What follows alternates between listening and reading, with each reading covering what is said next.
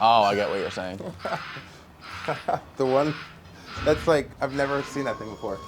But we're still probably good.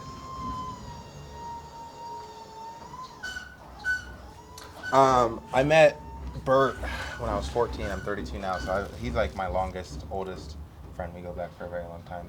From the East Coast, actually. Really? Yeah, I met him in high school. And yeah, he's like the only person from my, I guess you could call that childhood. He's like the only person from my childhood friendship that like. Are you from the East? Mm-hmm. Jersey. Oh, I didn't know that. Yeah. Would you like a rice cake, by the way? Yeah, I'd love a rice cake. You ever had one? Yes. Okay. Have you ever had the brown sugar rice cakes? Yeah, they're delicious. Dude, yeah. phenomenal. Yeah, no. But I'm not a big, what's funny is like, I don't know, my dad, like, he used to be like super overweight and then got like kind of like just started going down the rabbit holes of dieting and whatnot. Yeah. And I know he ended up, trying all these different diets and losing it all until we've really converted as a household to a low carb, high protein. That's kind of, so like when I see these, I think the devil, but then I look at you and I think, you know what, maybe I can do it. Well, I mean, look at it. It's 35 calories per cake. Yeah. Yeah, and like when you want to talk about carbohydrates, it's 7 grams. Oh, so it's not even bad. Yeah. I just hear the word rice and immediately I hear, oh no, carbs, I can't do it. Practically eating air, Tasty air. Yeah, I know, it's delicious. It's delicious. And like they have like, cheers. Yeah. No, they have like different flavors. Like as you know, like they've got the brown sugar one, they got cinnamon, salted caramel. I stick with this because this is what Coach prescribes. But like, honestly, I like this as much as like a different flavored one. Right. So, yeah. 35 calories. I'm gonna have to check these out. It's like the typical like bodybuilder snack. Because it's like so light, but it's also got carbs. Like it's hitting a lot of boxes. Well, a lot of my eating isn't even because I'm hungry. Yeah. It's just because, you know what I mean? It's like, oh, like what? It's almost like a procrastination. Or like, what else is there to do? Or like, Or I don't eating out know. of boredom. Mm-hmm, exactly. Yeah. So it's good to stay busy. I'll notice like, if I try to like fast, let's say, oh, okay, I'm gonna fast for the day, or I don't know, like if I'm focusing on that, it's gonna be hard. But if I'm like busy in the day and have other things to do, like the fasting is never hard. It's like, oh, it's 5 o'clock, I haven't eaten yet. Like, I don't know. What's the longest you ever fasted for? 3.5 days. Wow. Yeah.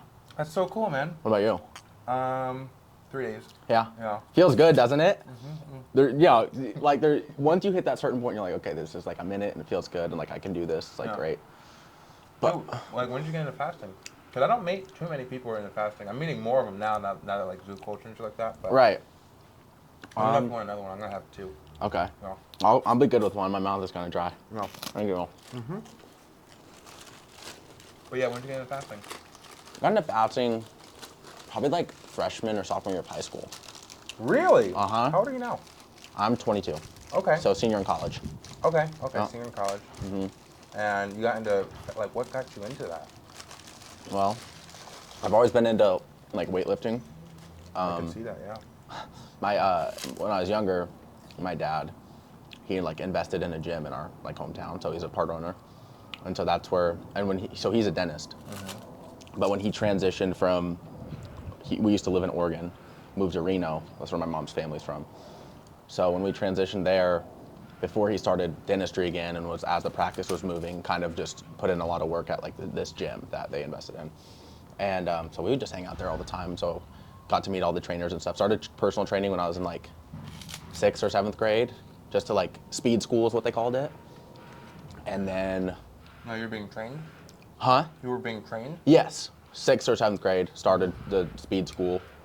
And then after that, I've just always been into it. And then around like in high school, I started, that's when my dad was going through his whole weight loss, journey.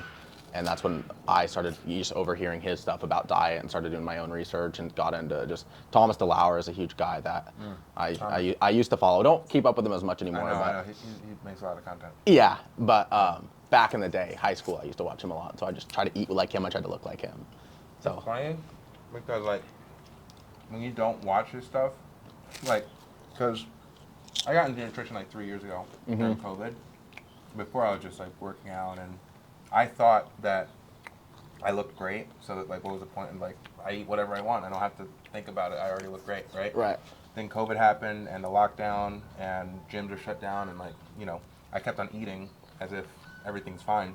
And I gained a bunch of weight that year during the lockdown. Yeah. So then, because the gyms were still fucking closed, I had to figure out, like, what am I going to do? And that's when I got into nutrition. And, like, the first 2 years of nutrition, I'm like, Thomas DeLauer, oh, Thomas. Yeah. Oh. Just so much information. Uh-huh. But I was saying it's funny how, like... and so much, it's so sciencey. Yeah. And, dude, the way that he speaks is crazy. Like, so knowledgeable. Yeah, and exactly. He always starts with, like, I'm not a doctor. It's like, well, you sound like one. Yeah, exactly. Glucose D molecule, substrate. I'm like, dude, okay. Yeah. Like, tell me what to put in. No. But, like, two things come to mind. For one, this, in the past year, he stopped showing up on my YouTube homepage because I stopped clicking him over like the past 6 months, and it's funny how like YouTube is like, oh, you're not watching this guy anymore. No, they'll just abandon all ships. Yeah, exactly. It's like, all right, he's done with Thomas, like, because he used to pop up on my shit like all the time. Same, likewise. Like making the teas and making the the fasting drinks. I was all about that. And then the other thing I was gonna say is one thing, and this isn't my critique, but it is a critique about like nutrition science and just, you know, health and wellness and shit like that, is that Thomas DeLauer, like, he'll post one video saying why you shouldn't eat, I don't know, fucking red meat. And then in the next video is like, here's why you should eat red meat. And exactly. Like, you can't eat anything. Yeah. 100%. It's like, oh, but like the carnitine or whatever, it's like, it's like, it's hard to keep track of what you can and can't, and like feeding windows, should I eat, am I fasting too much? It gets a little much. It gets a little much. And like, there's no... I mean, when you watch people like Thomas DeLauer, it really does get to a point where it's like there's no right way. Yeah. Like he'll get a host on, or like he'll get someone on, and he'll a guest, and they're contrasting everything that Thomas was saying like the past couple of weeks. It's like, well, shit, you know? Yeah, well, fuck. Throw last week out the door. Yeah, exactly. So like that would kind of get on my nerves. So how do you navigate yourself through that? Like, now you have a coach, obviously. How long have you guys worked together? Okay, so coach is great. I wanted a coach because I wanted a coach for posing. All right, so, and I hope he doesn't watch this because I'm just going to be completely transparent with you. I know what I have to do for nutrition.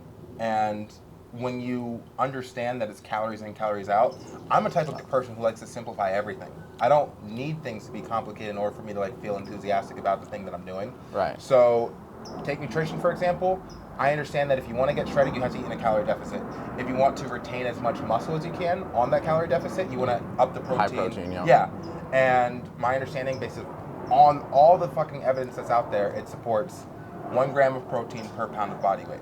That's like the top that you really need to go to. Anything over is considered excessive. 1 gram per pound. Yeah. Yes, okay, gotcha. Yeah, and if you want to actually be even more specific, you want to aim for 1 gram per pound of lean tissue. Okay. So, like, let's say if you're 20% body fat, not saying that you are, but let's say that you are... Maybe around. More like 14-ish. Okay, maybe 13. So let's say, like, you're 20% body fat and you have 20 pounds of fat on you and you're 160. This is just arbitrary numbers. Right. You got 20 pounds of body fat, so you want to eat 140 grams of protein, because the protein matches the lean body as opposed to... I got you. Because that's what you're ultimately trying to shred is the extra... Exactly. Yeah.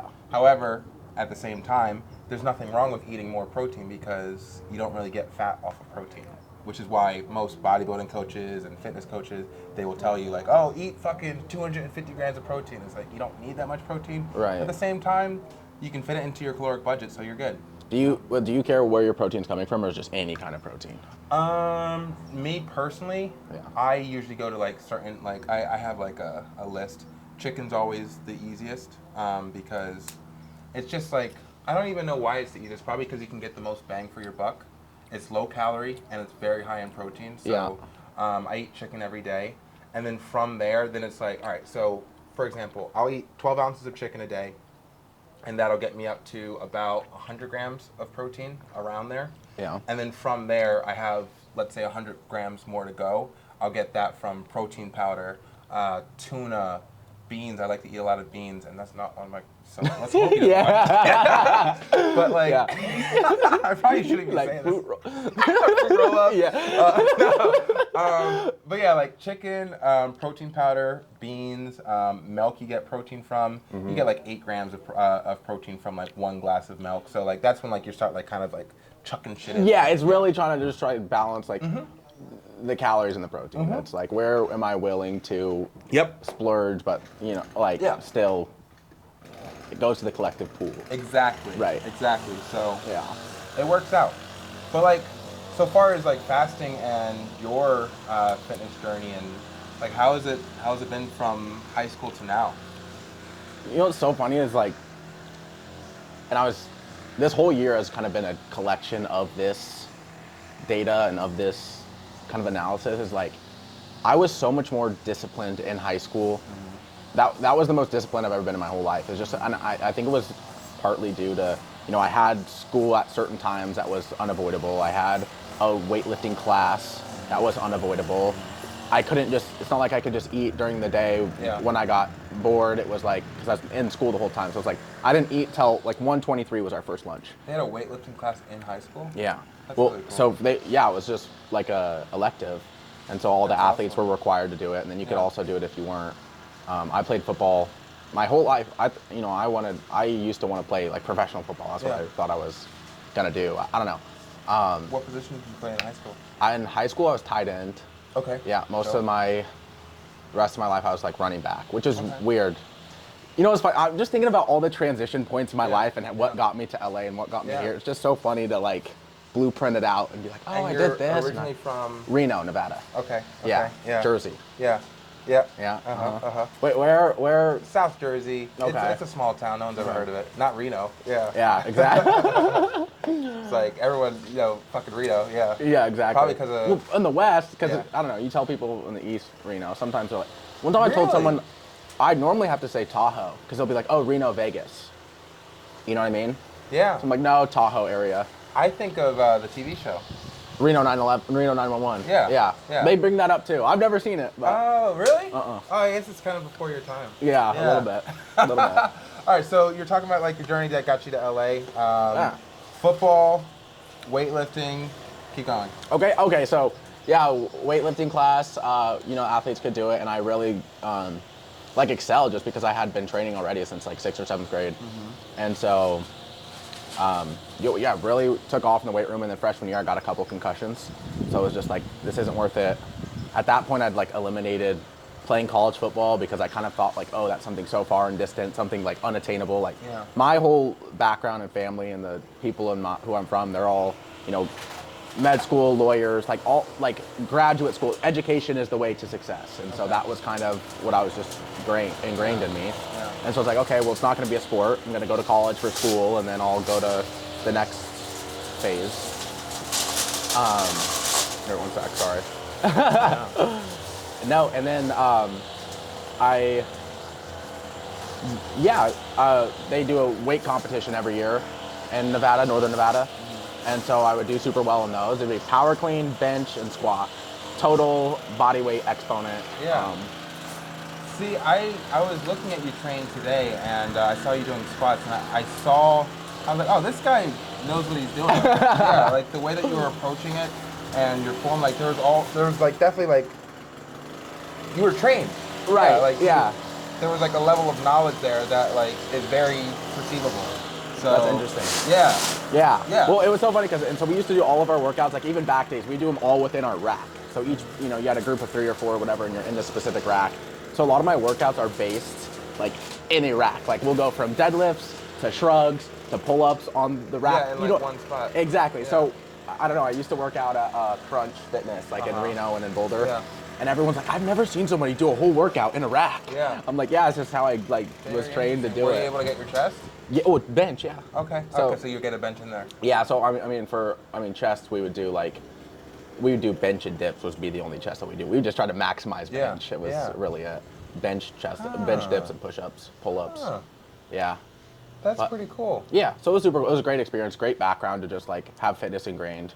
Like I guess back to the long point is like, that was the most disciplined I've ever been in my life. It's just because it was so regimented. And then I don't know, I feel like when you grow up, that's like you've got to have these systems in place to keep you on your course, or else you know what I mean. It's too easy to get distracted during the day, especially in LA. It's like there's so much stuff going on that you have to, I don't know, be in it. Yeah. Be in what you want to do, have direct goals. And that's what I was going to ask you is like, I don't know, what motivates you? What are your goals? How specific are your goals? Yeah.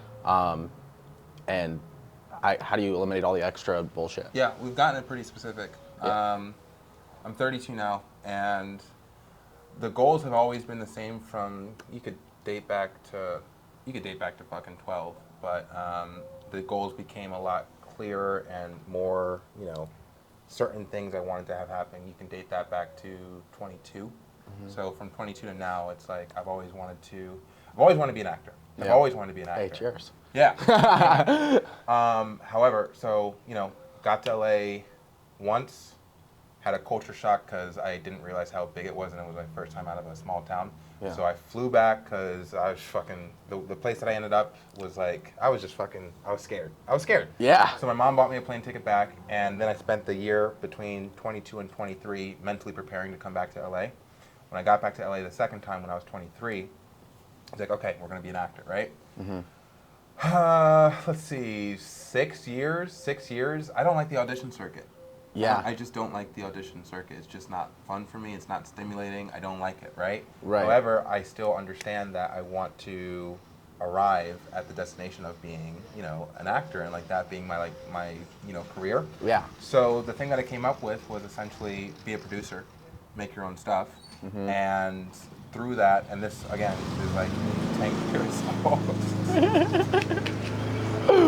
I mean, wireless mics are incredibly effective. So. Okay, good. I'm not, we'll see. Hopefully, yeah, iMac, background noise, mitigate, whatever the button boom, is. Yeah. There you go, exactly. But yeah, 10 years ago, I understood, producing is going to be the skill. Acting is like the talent. Yeah. Acting is the gift that I'm going to give myself after applying myself in the realm of practical things that I can do and contribute, right? Right. So, to answer your question, how do I stay focused? I wasn't. That's the answer. That's the answer. For from now, I got to LA 23, the first year, I was just happy that I fucking made it. Yeah. So I just smoked a whole bunch of weed that first year. But when I got there homeless, so I got to LA the second time homeless. Wow. I was in a shelter for the first 4 months. That was for me very chill because it's again, I spent the year prior just mentally preparing for anything. Yeah. So I would simulate traumatic experiences. I simulated being homeless while I was living on the East Coast, so that if I were homeless, I didn't know I was going to be. But if I was... When you say you simulated being, you would just go to and be homeless? Yeah, wow. For a night. Right. Yeah. And you'd sleep on the street somewhere? Yeah, a bench. Wow. A bench. Oh my gosh. Yeah, to That's method acting to its finest. Yeah, because, well, I mean, it really shook me. No, I believe it. I left, I went to LA the first time, all this fucking gung-ho. I broke up with my girlfriend, Yeah. My dad had kicked me out of out of his house because I wasn't going to college. So I was like, I'm going to fucking LA. Deuces, yeah, I'm out. Yeah. Exactly. I get there, I fucking oh my God, I gotta come back, right? Mom buys me a plane ticket. I get back to the East Coast at my girlfriend's dorm. And dude, that was embarrassing. Yeah. Because I broke up with her a day ago. A fucking day ago. And she's accepting me in, dude, I'll never forget it. She was reluctant to kiss me, of course. Right. You're understandably. Hi. Hi. Yeah, remember me from 24 hours ago? It was Yeah. over. Yeah. Yeah. Yeah. So. Wow. Yeah. So But she let you stay. She did. Yeah, it was a good night. I mean, I took her as a warming up, but come on. Right. Yeah. Oh. No, it was a good night because I was really happy to see her because the experience was just so fucking. Oh my God, this is terrible. Right. Yeah, and I was oh my God, warmth and intimacy. Yeah, exactly. Somebody can just hold me for a sec. Yeah. No. Exactly. Anyway, fuck, where was I going with that? Okay, yeah, so got to LA. Oh yeah, so that year, I was it really hit me that I felt like a failure. Yeah. And I felt like I was a coward and yada yada yada. So, yeah. Okay, while I'm here, let's do everything that we can so that when I come back out here the next time, nothing can really shake you because it's all just it's all bullshit, right? Yeah, exactly. So when I got here the second time, I did start out homeless and I was unfazed because like I said, I created prepped for it. Yeah, I would go to New York and just spend an entire day in New York for 24 hours and sleep on a park bench in Central Park. shit like that. And I did that a couple times and other, things. Yeah. So when I got back to LA the second time, I felt like, all right, for one, yeah, homeless, 4 months. That was very chill for me. I spent a lot of time at the library reading books. I was very relaxed. Yeah. I met one of my closest friends to this date at the shelter, who we, obviously we're still very close.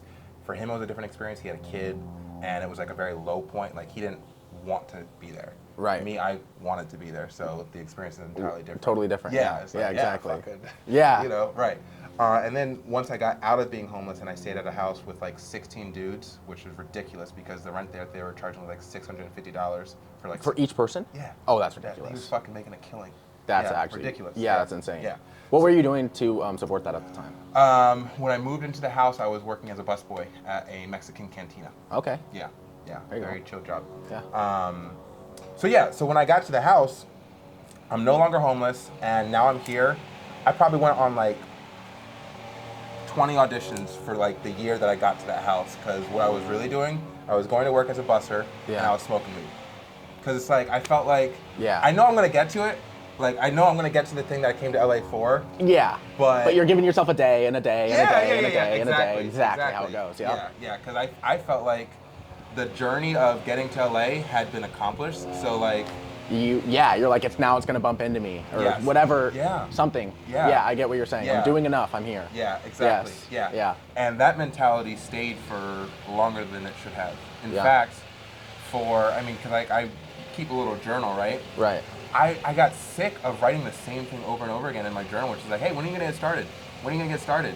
When are you gonna get started? Yeah. In fact, the roommate that you just met, I think it was year 2, he challenged me, like, he said, I think it would be interesting for you to document what the experience is like to get to 100 auditions in LA and just see how you feel at the end of getting to 100 auditions. Yeah. And I did that, and I don't remember, I think it took like about 2 years to do 100 auditions. When I finished that last tally and I got that 100th audition, for one, I didn't feel fulfilled. Yeah. Yeah, it wasn't like exciting. I was like, I got to it, and I probably did 10 more after that.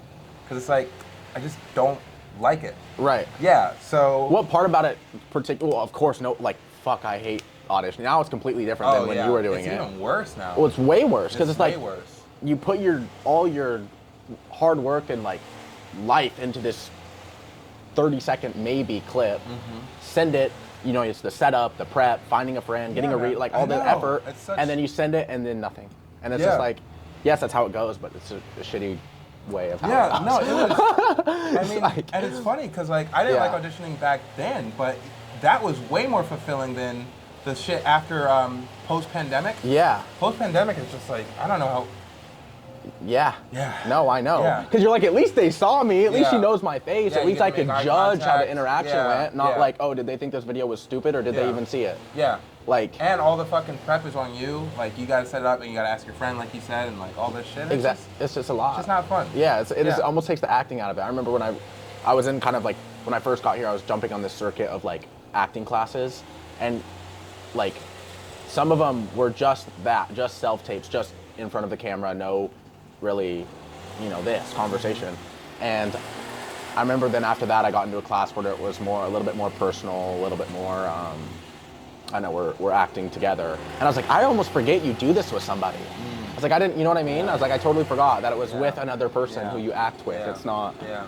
But, so with all those 110, did you have a manager, did you have an agent, or how were you getting those auditions? Yeah, the majority of the auditions were coming from LA Casting and Actors Access. I've gone through, I think, 3 agents since I've been in LA. I've gone through, I think, 2 managers since I've been in LA.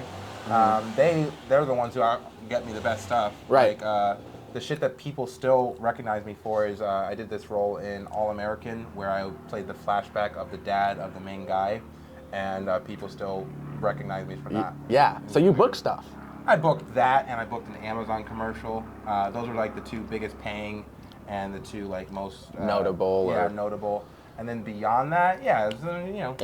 But so then, okay, so back to your story there. You said, okay, kind of like, you're like, scrap that, I'm going to go the producer route. Yeah. And again, like, long way to answer your question of like... No, I love it. Yeah. I love it. I live for it. Yeah, so the way that it worked out is fuck acting, or fuck auditions. I love acting. And again, I'm at peace with the understanding acting is the gift I want to give myself. Like, it might not be the thing I'm meant to do, but it's the thing I want to do. Right. So like instead the thing that I'm meant to do, I understand is like producing and also telling a story. And the story that I want to tell is being infused into like this whole fucking journey of everything that I'm doing with bodybuilding and natural and health and wellness. You know, there's a whole fucking thing. Yeah. Anyway, why did it take so long to get that started? Because I knew that it was there. Like this whole story, everything I'm doing right now, it's 10 years old in my head. So why did it take so long? First year, homeless, smoking weed.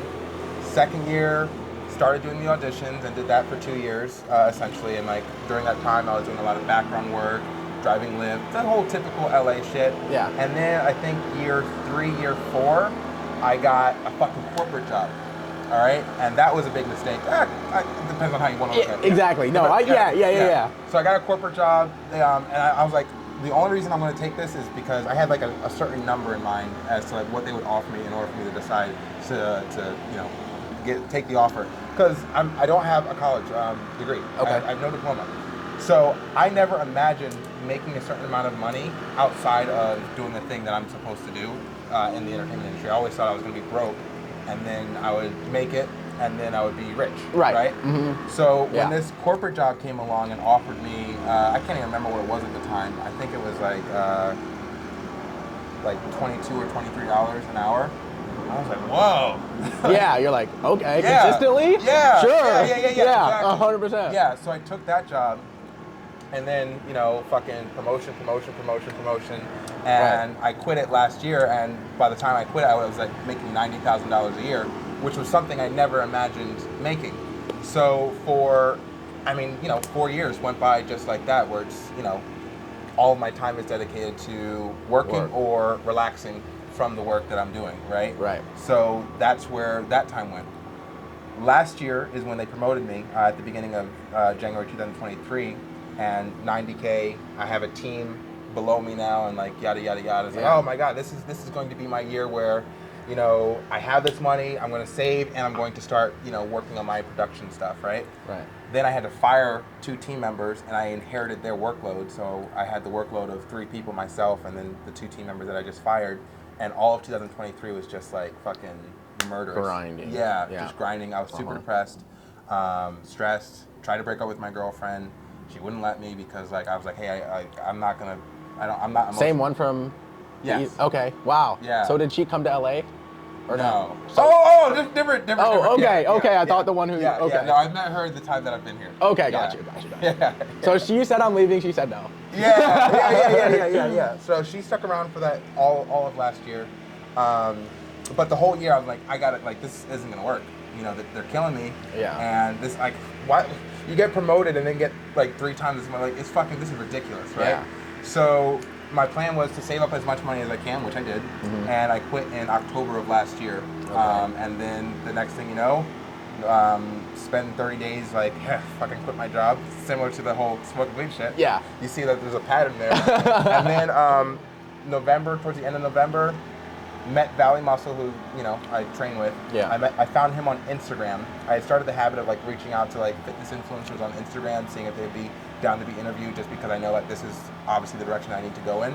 Yeah. And then Valley accepted, found out that he trains at Zoo Culture, and then the rest is history. Yeah. Wow.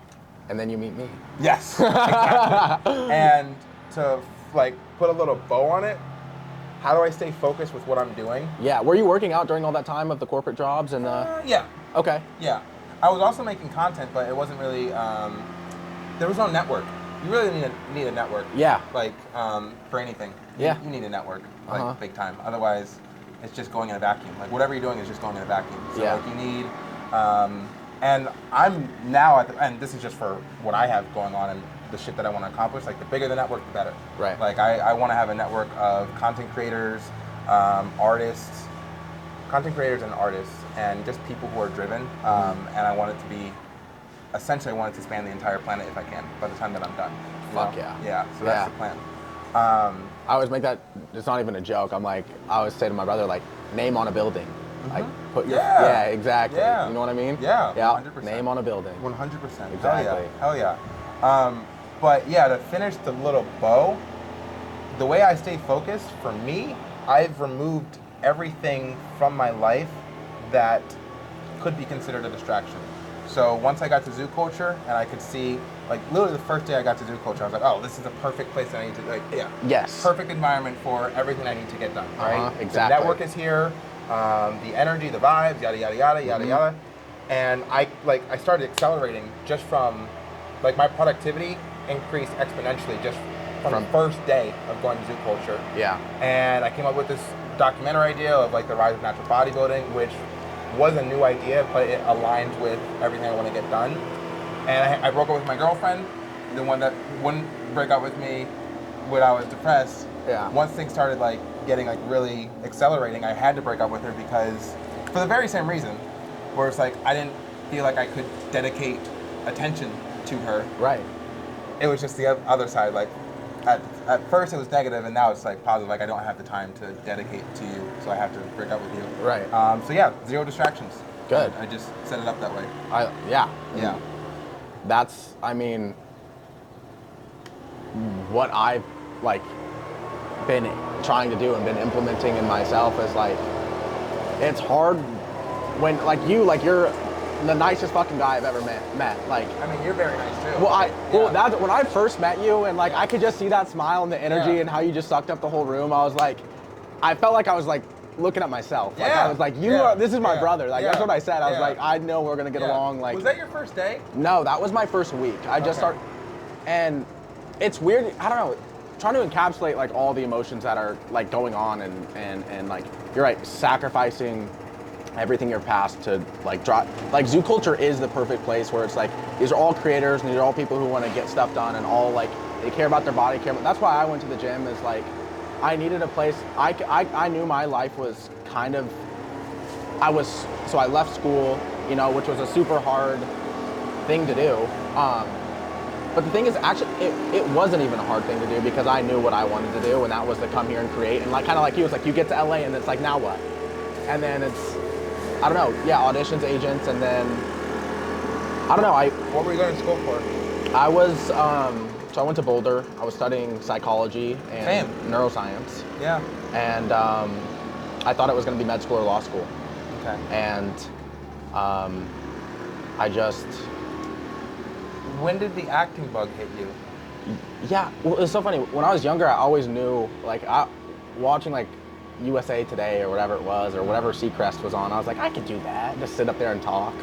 And I always kind of like in class and like growing up or whatever. It's so funny because I've been to school since kindergarten to the end of my high school. Has all been with the same people. Okay. It was, you know, Catholic high school, Catholic, like kindergarten through 8th, and then just a feeder school. So we all just came together. But I've always just thought of like those like classes like entertaining. Like I just try to like entertain people, make it fun, like be just an uplifting spirit, an uplifting guy, and try to, you know, remain in the, not trying to distract from class, but just trying to have fun with people. And I don't know. And then in high school, I had the opportunity to be in this play called like The Sister Act. Okay. And we got to be on. What grade? This is senior. Okay. Senior year of high school. Got it. And you never acted before? No. But you still kind of had an extroverted personality, very outgoing. Yeah. And so I did it, and I fell in love with it, and loved being on stage, and loved doing it, and loved performing. And it was funny, she made my friends and I do it just because she thought, you know, we were an extroverted group, and she's like, nobody is going to come to the play if you guys don't do it. And she's like, please just do it. And we're like, all my friends were like, no, I don't want to do it. And I was secretly like, could we please do it? Like, please. Yeah. And so we did it, and I loved it. And so anyway, then I get to college and start just chugging down the line of, you know, med school or law school or whatever it was going to be. And I'm just going down the road, and I was on the phone with my brother. So I have 2 older brothers. Okay. And he just graduated med school. And so he was in med school at the time, and he said, Nick, unless you really want to be a doctor, he's like, don't do this. He's like, it's not worth the time, not worth the school, not worth the effort and the money. He's like, go do something you actually want to do. And I was like, I always loved, you know, film. So I took some acting classes in Denver while I was in Boulder, and within like 3 or 4 weeks we had a showcase, and I didn't even know what that meant. I was just like doing the exercises that we would do, and so anyway, we got like a monologue together, and some agents and a manager came down, and they were like, you know, yeah, we want you to come to LA. And I was like, okay. And I was supposed to go abroad, actually. I was supposed to go to Florence to study just for junior year. Italy? Uh-huh. Florence, Italy. Uh-huh. And instead of going abroad, I chose to just say, okay, I'm going to LA. And it was weird because, okay, being in Boulder, and here's another thing I wanted to like talk to you about is like, being in Boulder was the first time I've ever been in an environment, because like I said, I went to school with those people from kindergarten to 12th grade, so that whole time. It was the first time that I had been in an environment where I didn't value what the people around me valued. And that made me kind of, I've never not fit in a place. I've never felt like, oh my God, he's the weird guy in the room. And during my whole time at Boulder, I did. And it was like, it was just a big party school. And I knew that, and You're I not guess, much of a partier. well, I guess my version of like partying and being social is just different than how, like I don't drink much anymore. I really try to avoid it. But like, definitely not hard drugs. Whenever I smoke weed, I get paranoid as fuck. Like I can't like I've done it a little bit and just always paranoid, never have liked it. Yeah. But Boulder was just big into like, I don't know, hard drugs, lots of weed, lots of alcohol, and it seemed like the person who could get the most fucked up was the coolest guy in the room. And you know, it's like, what ladder are you trying to climb? It's like, if you're trying to be the most fucked up guy in the room and all your friends are cheering you on when you're looking like an idiot, it's like, I always just kind of sat back and was like, I don't want to be the idiot. Like, I don't know, it just wasn't for me. So I was like, so it was really easy for me to get out of there, to be honest. And so yeah, then I got here and I kind of got good to get back to like zoo culture and like being here, spending the year, like I started viewing because then I got into a place of like creatives and people who made it, and I started meeting people with big followers, and I was like, oh, like I'm winning, like socially, like I'm winning. I'm like going out and making all these friends, and they're all connected, and it's like I'm winning. And then I kind of had to take that step back of like, being around people who are winning is great, but if you're not providing value and if you're not adding value to the situation, then you're not winning. You're just like, I don't know. It was a really hard thing to be like, okay, these little social things are actually taking away from, they're not helping me get gigs. They're not bettering my acting. I'm now staying up late and not, you know, fulfilling my duties. I hadn't worked out in months. So I was just kind of like, took a step back. I was like, screw this. I'm gonna go work out, but I want to work out with like creative people. Where's the place to do that? And that ultimately was zoo culture. So I found it, and again, on the first day, dude, it was like a bunch of people who make a living, making content, being in shape, and gym people are the best freaking people in the world, dude. They really are. I didn't know until I got to zoo culture. Yeah. Like, because obviously, like, I grew up in a gym, and the first day at zoo culture, and you made the video about this, it was pretty funny, like first day gym expectations versus reality. I got there and I was like, so, I don't know about nervous. It's weird going in a place where you know the people who work out there, because you're like I know you, you don't know me. Am I being a stalker by coming here? But it's like, no, I just want to be around people who are driven and inspired and inspiring. And it's like, dude, even like you in the gym have brought my fit. I was like, now I've changed what I'm, you know, where I could afford that extra bite of whatever, or could skip that workout. Like, I'm not skipping workouts anymore. I'm not eating that extra shit anymore, because like, I've got to go to zoo and take off my shirt. Like, you know what I mean? So it's like, I don't know, but just being around that atmosphere of people who really are driven and passionate and inspired, and is what I needed to like switch that of like, I don't know, just thinking I was being productive when I wasn't. I don't know. So how are things going now? Because circling back to the question, how do you stay focused and, you know, avoid the distractions? I think Los Angeles, especially once you get here, how long have you been here? So I, since September is when I like permanently got up. Yeah, so September. All right, so how have things been since you got here compared to since, like, let's say currently? Yeah, I would say a lot more focused, a lot easier telling people no. I think that my social time now is my work time, which I think is like when I'm in acting class and with all of those friends. I like that. It's like, oh, I'm having fun with these people and we're doing what we love. That's really good. And honestly, like as a 22-year-old, like I'm still in school. I graduate in May. I'm going back to Boulder to to just walk and take the pictures, for my mom.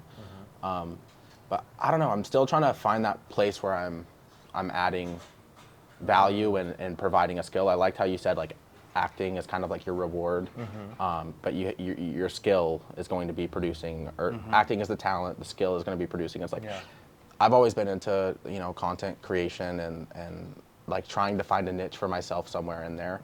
And I'm still working out what that would be and what that is, and building the courage to do it and stick with it. Because it's embarrassing. Like I started a YouTube channel when I was in college and like made a couple videos and made some fitness accounts and then stopped. And honestly, that's one of the, I don't know, it's like, it's embarrassing to start something publicly and not be able to finish through. Which is, dude, again, like huge, commendable that you are like, I don't know, it's like you're committed and it's happening and there's no fucking doubt in my mind. I know there's not a doubt in your mind. What you want to happen will happen. Yeah. And it's, I don't know, I want to find that thing for me, whatever it is. And that's the next thing I'm working on. I get it. Well, I mean, there's a couple of things, like I said, I don't beat myself up about it, but I took way longer than I needed to in order to actually get started with the execution. And I acknowledge that a trait about myself is I've always been an idea guy. Like I can come up with ideas. And the idea that's been in my head for as long as I can remember is the concept of what if humans as a species had no choice but to pursue the best version of themselves. So like you come into this world, you come out your mother and you're born, and you spend like, let's say the first 10 to 20 years learning about yourself and understanding, okay, these are the things that I'm good at, and this is my passion, this is the thing that drives me, and now that I know this, I have no choice but to pursue it relentlessly. Yeah. And that has always been like this concept that's been in my head. Fast forward to year 32 of my life, and I understand, like, yeah, the idea has always been there, but the execution of actually getting the concept out there, I've been delaying. Yeah. For what reason? Probably because I was attracted by women. Yeah. Yeah. What role do women play in your life right now? Zero, man. Zero. Likewise. Yeah. And it's so funny is like, and that's where I'm talking about like valuing the things that people around you value. Is back at school, it was all like girls, parties. Like that's what everyone only cared about. Walk into like the lunchroom, it was like, oh Nick, like what did you do last night? Or Nick, and everyone's kind of like wants to share their story. Yeah. But it's like now it's like, I'm not going to the gym and like asking you who you hooked up with. It's like I'm coming to the gym and like you're wearing what you've been doing. Yeah. You wear it. Damn, and I think deep. Yeah. and I think that's what's so important about like fitness just in general. It's like you wear it. Like, and I was thinking about it today, like the AI and all that stuff is kind of scary for an actor. Like you see all this stuff from Sora come out and it's like, dude, they don't need you and they don't need your story. They'll just generate you in fucking 2 seconds. But it's like, one thing that I was thinking about today is like with your, it's your goal to combine kind of this entertainment and fitness. It's like people are always gonna want to look up to people too. Yeah, they want humans. They want humans and they want people because like they can relate to. Yes, they can relate to and like I said, you wear it. It's like what you have been doing, what you have been spending your time on is apparent. Yeah. And that's what I love about fitness. Yeah. Yeah. Well said. Yeah. Well said. And honestly, I think that, you put it perfectly. That's why to me, there is no story out there in the entertainment world that actually showcases the value of the priority of fitness and health and wellness. Yeah. Not in the same way where like they've got a show Kingdom for that's specifically MMA. I just want to do that for fucking training and bodybuilding and climbing the ladders of the fitness industry. Right. Yeah. So do you have a preference on whether you're like, because you said, what's the difference in your head between being an actor and being a personality, and would you have a preference between the two? My dad would always say that the difference between an actor and a movie star is that the movie star plays himself in every role and the actor disappears into the role. Yeah. So a movie star who can act? Tom Cruise. Tom Cruise is a movie star. Every time you see him, it's like, oh my God, that's Tom Cruise, right? Yeah. Every once in a while, he'll like act and like he'll disappear into a role like Tropic Thunder. Have you ever seen Tropic Thunder? I have, but that's the one they're in the wilderness, right? Yeah. Okay. Yeah, he plays an executive producer guy. So I want movie star, and I want to be able to act, but I am looking to create a personality that the world can consume, understand, and ultimately relate to. Yeah. The relate to is going to be a bit more difficult because the way that my mind works, it's a bit different than like average. But I want to incentivize people to try to understand me because through the understanding, they'll be able to elevate their own lives. Right. And what part of your mind is different that you think people can't relate to? Man, a lot. A lot. But I would probably just focus on the stuff that like adds value to other people's lives. Yeah. And that would be, all right, here's a skill that I want to help people develop for themselves. My skill is I choose when to care about anything. Yeah. It's like a conscious choice. So let's take like personal interaction, for example. We can have an interaction and you say something disrespectful. And let's say the normal person, you say something disrespectful to me and I'm normal. You walk away and like now I'm bothered. Yeah. You know, and I'm bothered for a duration of time that I don't get to choose. Whether it be an hour or a day or even several days. Right. Like it's just festering in my mind. I'm like talking to my girlfriend about, yo, this guy. Yeah, exactly. Eats at you a little bit. Yeah, exactly. Whereas, what I'm suggesting, and again, this is just one example. Right.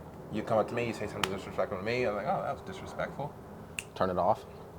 Yeah, move on with the day. And that's what you're capable of. Yes. Yeah. And that's a great quality Yeah, to it's have. like being in complete control over, I mean, your brain processes what's happening in reality, and then you are, as the conscious driver of your brain, get to determine how you feel about the things that are actually happening. Yeah. And, you know, there's limitations, because, like, take, for instance, last year when I'm stuck in this job where I feel like the walls are closing in, I have 3 times as much work as I really should have. I didn't have enough control over my environment to get out of a depressed mind state. So what I did is I removed myself from the environment. Yeah. Because I couldn't exert enough willpower to change the perception of the situation. Yeah. Plus, it was like draining me creatively. So. Right. Yeah. But was that hard to do with all the relationships you had built in that company? Not at all. You just said fuck it. Not at all. It was just a money thing because I have a son. I didn't know that. Yeah. How old is he? He actually just turned 4 today. No way. Hey. Yeah. Happy birthday for him. Birthday party's on Saturday. No way. Yeah. So. That's awesome. Yeah, it was the difficulty. I mean, I stayed at the job longer than I needed to. And again, kind of like a recurring thing. Right. Complacency is like a real issue that people can fall into. Yeah. But at the same time, I always knew I was going to leave. And if anything, when they put that huge workload on me at the beginning of 2023, that was kind of pushed me at the door. Yeah. You know, so it's like I'm looking at it as sort of a blessing in disguise because how long would I have stayed there? And, you know, between you and me, if things had worked out in a different way where they promoted me, I'm making $90K, and the amount of work that I had like on me was manageable, I probably just would have stayed at the job and then been productive outside of the job. That was the plan. Right. But, you know, they pushed me out the door with like, you know, it was overwhelming. But Yeah, exactly. yeah.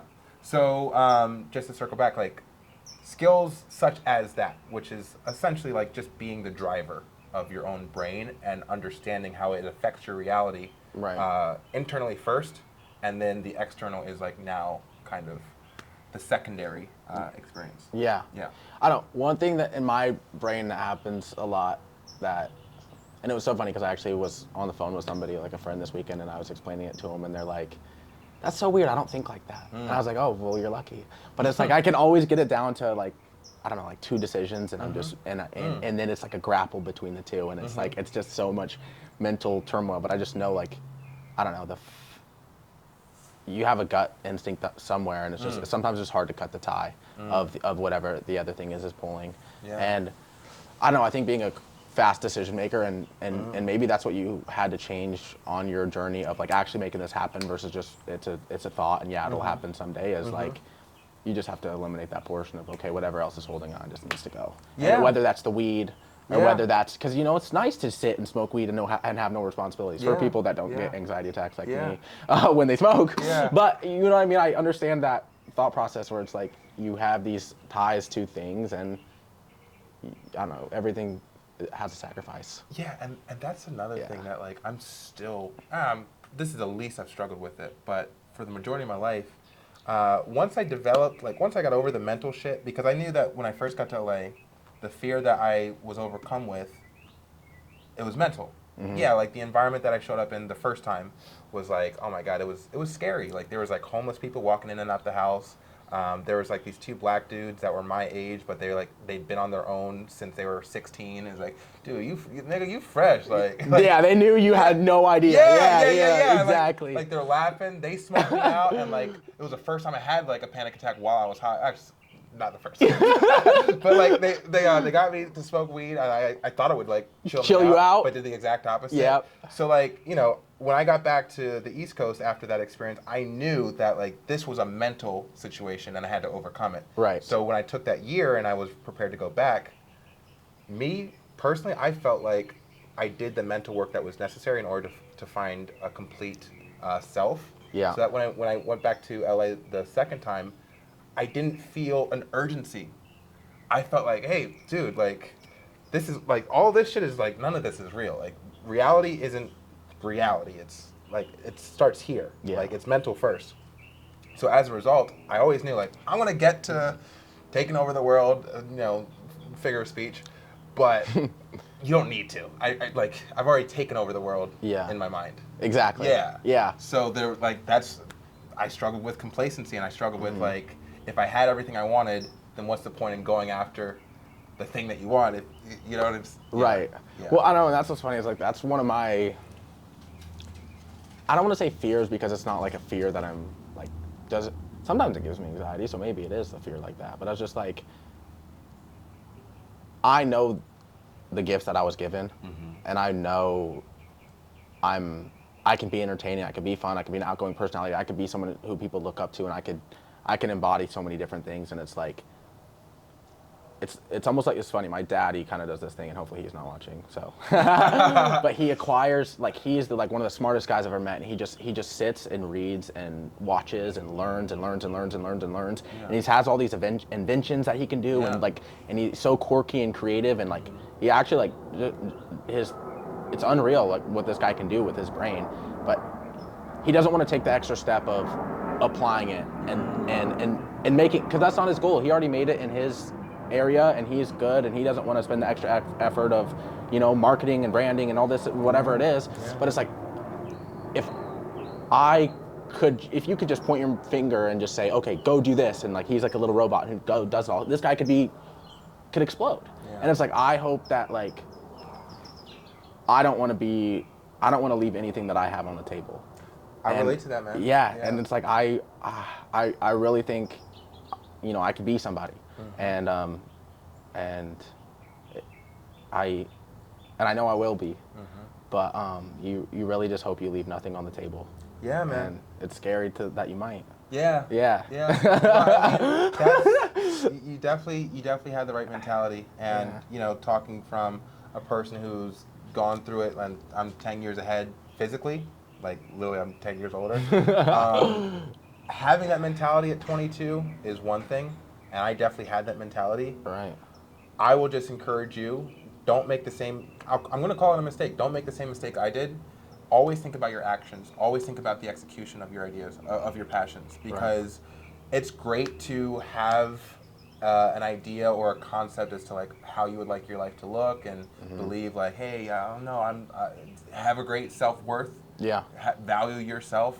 But if you're not finding ways to apply that value and that self-worth to like the actual thing, exactly, you'll just end up waiting, and like it's a bummer. It's a bummer. I mean, like, and again, for me, it's like, it's chill because I always knew that a time would come when it would be all about execution. But I just remember, like there were so many nights of just like writing to myself on my laptop, like, yo, what are you doing? What are you doing, buddy? Exactly. Like, you've been here for 4 years now. What are you doing? Like, I would just, like, it was like a track, Yeah. And, finally got to age 31. Well, and what's so funny is like, and that's, it's really what it is, and it's like finding where to execute, and again, like having the courage to execute. And have there been places in your life, like, it was so funny because, again, growing up, like I said, from kindergarten to senior year of high school with the same people, and always be encouraged to do, like, how you fit in this scope of things, and then going to a new place. And it was funny because college was the first time that and then it's honestly stuck with me even here, and I'm like, every day working on continuing to find the people and finding the people who support you and encourage you and whatever. But it's like college was the first time that I've ever genuinely felt insecure of like, okay, because now I'm the weird guy who doesn't want to drink and party and smoke and do whatever, and he's going to working out on a Saturday. Why isn't he just day drinking on a Saturday? Yeah. It's like I was the weird guy, and I wasn't. So like I felt kind of just uncomfortable in my own skin. That was the first voice that came out, and also like, you know, I was a pledge at one point and was being hazed and all this good stuff, and it was like that was the first time I've ever been like ridiculed and like have like been reminded that like my shit stinks too, of like oh, I'm awkward and uncomfortable and I don't fit into this group. It's like how like have you gone through periods of your time where you felt like insecure and like nobody will like, I don't know, I've never, maybe it's just acclimating to new places where you don't know where you belong and you feel like you're not enough, or you feel like you don't bring value. Yeah. To answer your question, this is how you see me. So far as the community at Zoo and just everything that I'm doing, this is the most accepted by the world that I've ever been. Like, period. Yeah. Up until this point, the experience that you described has always been my experience of life. Yeah. What's weird is that I've always known that I should be valued differently based off of like what I believed about myself internally. I always thought that like I'm a cool guy. I've always believed that. Yeah. And well, it's hard to believe. Yeah, it's hard to believe that you ever weren't or valued as such. Yeah. But it's kind of like to your point. What I'm discovering, it's gonna sound weird, and I haven't articulated it ever, but I'm like a really nice guy, and I don't really have bad intentions for people. A person can do something mean to me, and like I don't care, and like I've gotten to that point. But like in the past, like a person would do something mean to me, and then I'll be like, why are they doing that? Like why are they being mean to me? Like I would question it. Yeah. But it wouldn't go past that. I wouldn't think of like I got to get back at them or right. Yeah, you're just like yeah, exactly. Yeah. I can relate to that. Yeah. And then as a result, what I found in my experience of life is that people couldn't relate to me because there's like a level of innocence and purity that is not found within themselves. So then I was kind of like an outlier that I never really fit, because there's like a level of dirt on people that I just didn't have. Yeah. And so as a result, I was always like the one who was like the butt of everyone's jokes. Oh, Sean, let's make fun of his laugh, or let's make fun of something about Sean because he does not fit in with this. Like, there's like some. No, I get what you're saying, because because I always treat everyone who I see, it could be like they're my best friend. Oh, hey, your name's, nice to meet you, da da da da. Well, like I got you know what I mean? Yeah. Like I'm like that. That's how I felt when I first met you. Like you were so warm. I was like, wait, do I know? Have I met this guy? Yeah, well, it's like I'm just like all good vibes, good energy. I want everyone to feel good. And it's weird when you walk into a room and you're not. Well, and what I've noticed too is like it's almost and then there's those people who are so like cold. And I don't know have you ever fallen into this where like you meet somebody, like a friend of a friend or whatever, you go and they're kind of cold and stiff and like they don't acknowledge you as much, and you like try to win them over and it's just not working, and you're like, okay, fuck it, whatever. Yeah. But it's like I think it's the expectations of the people to appreciate, like, because you've obviously put a lot of work into yourself, and you obviously are like it. I mean, as someone who lives kind of like you in this generous, like, vulnerable, excitable kind of way, it's like you want. I can't speak for you, but I want people to like almost not appreciate that work. And like accept me already. It's like, oh, like it's like I want them to know my past without even knowing me. Yeah. And I relate to that. Yeah. And it's like, oh, you like I'm a great guy, like, but the thing is like they don't know me, and so I've had to really make that distinction, because like if I'll go out and I'll meet someone and try to be like, you know, say what up, and they're like a dick to me, or even like in Zoo when people just have their own things going on, and you wish somebody would just come, hey Sean, how are you? Like da da da da da, and you're like, God, why won't he like come say hi to me? Yeah. Why won't he come say hi to me? Yeah. And it's like you're getting, and it's like. It's the expectation of, being needed to be, needing to be accepted, or needing to be acknowledged, or needing to be appreciated for, because you know how great of a person you are. And like, I know deep down internally, like, I feel like a good person who just wants the best for people. I'm like, why Yeah. wouldn't somebody want to get to know that? Right. But again, it's like having those expectations on people isn't fair, and it's not fair to like judge yourself for those people, you know, not being so inclined to strike a relationship with you because they don't know you and they don't owe you anything. Yeah. So, and that's sometimes hard to swallow too, but that's the next lesson I'm learning too, is like, it's not, nobody's required to want to get to know me or want to be my friend. And that's where it's like, add your value so people want to get to know you. Like, create something for yourself. It's not just going to be like, oh, like, you're not as important as you think you are, I guess is ultimately. Yeah. And, you know, I think that's honestly how I ended up becoming an introvert.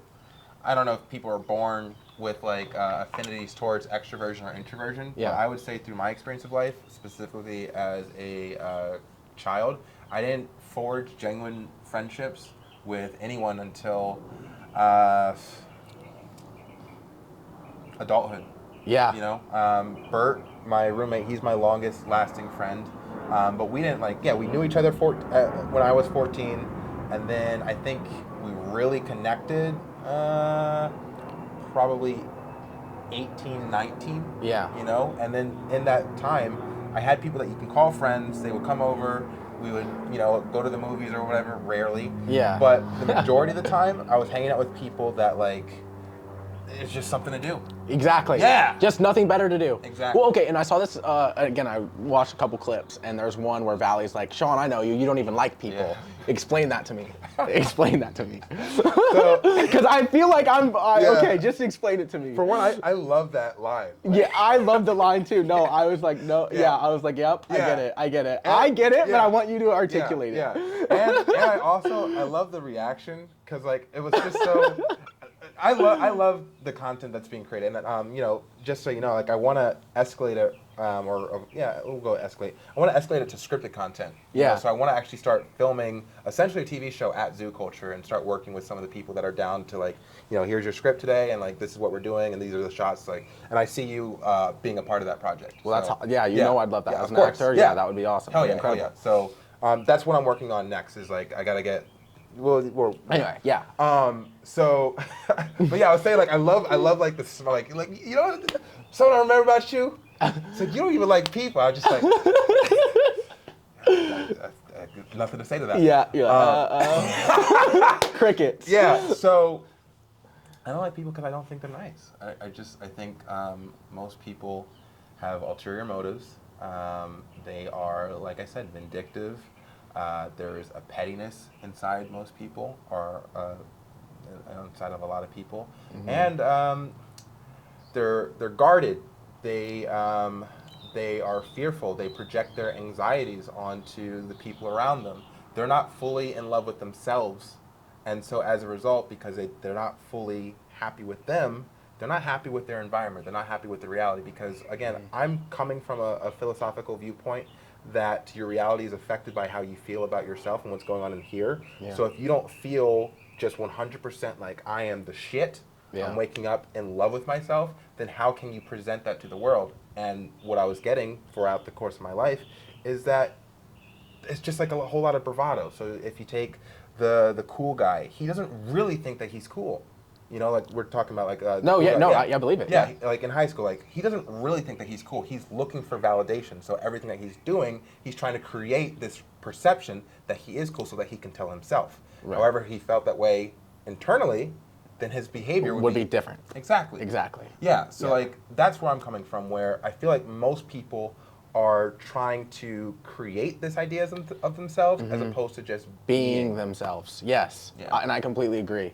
Yeah. And it's that's how I felt. It was like, again, just referring back to college, because it was like a time where I did feel out of place and not good, and all these people were so cool, and I wasn't cool enough to be one of them for sure.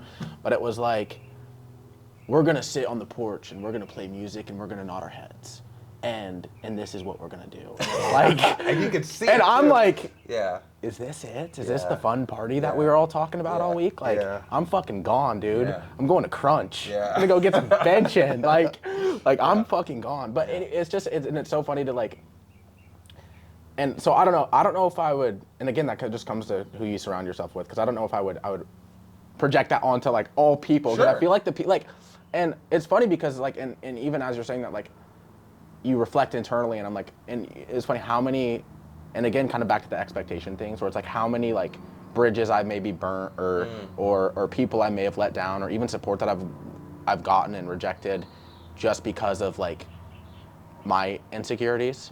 And it's like, oh, like, you know, I really like this girl. I really thought she was cute. We talked for a day. Then I, you know, Snapchatted her, texted her, and she didn't respond for 48 hours. You know what? Remove on everything. Done. I've done that. Yeah, Dude, I've done that. yeah, you know what I mean? And it's Yeah. like little shit like that where it's like, again, like, I don't know, the expectations of what people like owe you, and it's like, I'm just gonna be the brightest light I can be, and if you like it, great, and if not, fuck it. One of my acting coaches always says, like, because that's funny, I was like, as I moved to LA, and in this past year, I feel like I've really lost the ability to just like actually state my opinion. This is the most confident I felt in a bit, right in this moment, right in the second here, where I'm like saying this, where I feel grounded and firm, and I'm like, I've lost a little bit of my ability to say, fuck that, that's not right, like, no, because I want to like almost like get waved in, blend in with the whatever, but it's like, no, it's that like firmness and directness of like, hey, I'm nice, but like no, that's wrong, and I don't know, just like, being aligned with yourself and just feeling proud of what you are and who you are and how you project it, and if people love it, great, and if not, great.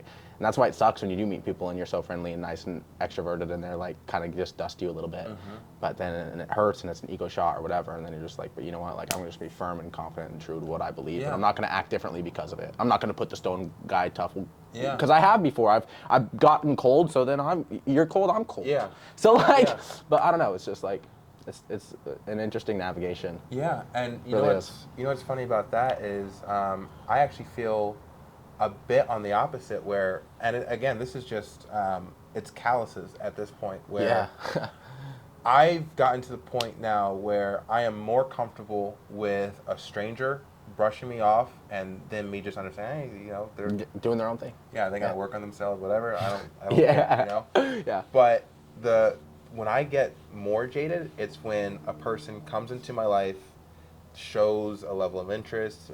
Let's say they are invested in me. Yep. But then as you get to know them and the relationship grows, that's when they start showing like all these like, and again, maybe this No, yeah. They start showing all of these negative qualities that remind me that like humans are flawed. Yeah. And I'm not saying that I'm not. It's just my prerogative to not press my flaws onto other people. Yeah. It's just very important to me. Exactly. Yeah, that like if I'm having a bad day, I don't want other people to suffer from my bad day. Right. And I don't see that being consistent across like humanity. Yeah. Like if a person, Yeah, no, I get what you're saying. In a general sense, it's Yeah. like, I'm having a bad day, so you have to know and suffer because of it. Yes. Yes. And there's a saying called hurt people. Yeah. And I just don't like that saying. I just don't like it. And it might be the case. I think, it might be the case. I just don't agree with it. Right. I don't think it should happen. Yeah, I completely agree. It's like if you're, and okay, answer this. When you're around, and so wait, how's your relationship with your family and like people from your past? Like, is it there or not? Not very good. Not very good. I mean, we're on good terms, speaking terms, like my dad and my mom, but I'm moving in a direction, you know, this generation, content creation, social media, this is something that they can't comprehend really. So I'm not really getting any kind of support for what it is that I'm doing, because I'm not generating income through it yet. So it's like, how can they understand the success that's actually occurring here? Yeah. So they're kind of, in a sense, written off. They're really prioritizing their grandson because that's something that they can understand. He's 4, and you know, going through the stage of life. Okay, he turns 5, and yada yada. Let me make sure. You know. Yeah. It makes sense, right? Exactly. Whereas with me,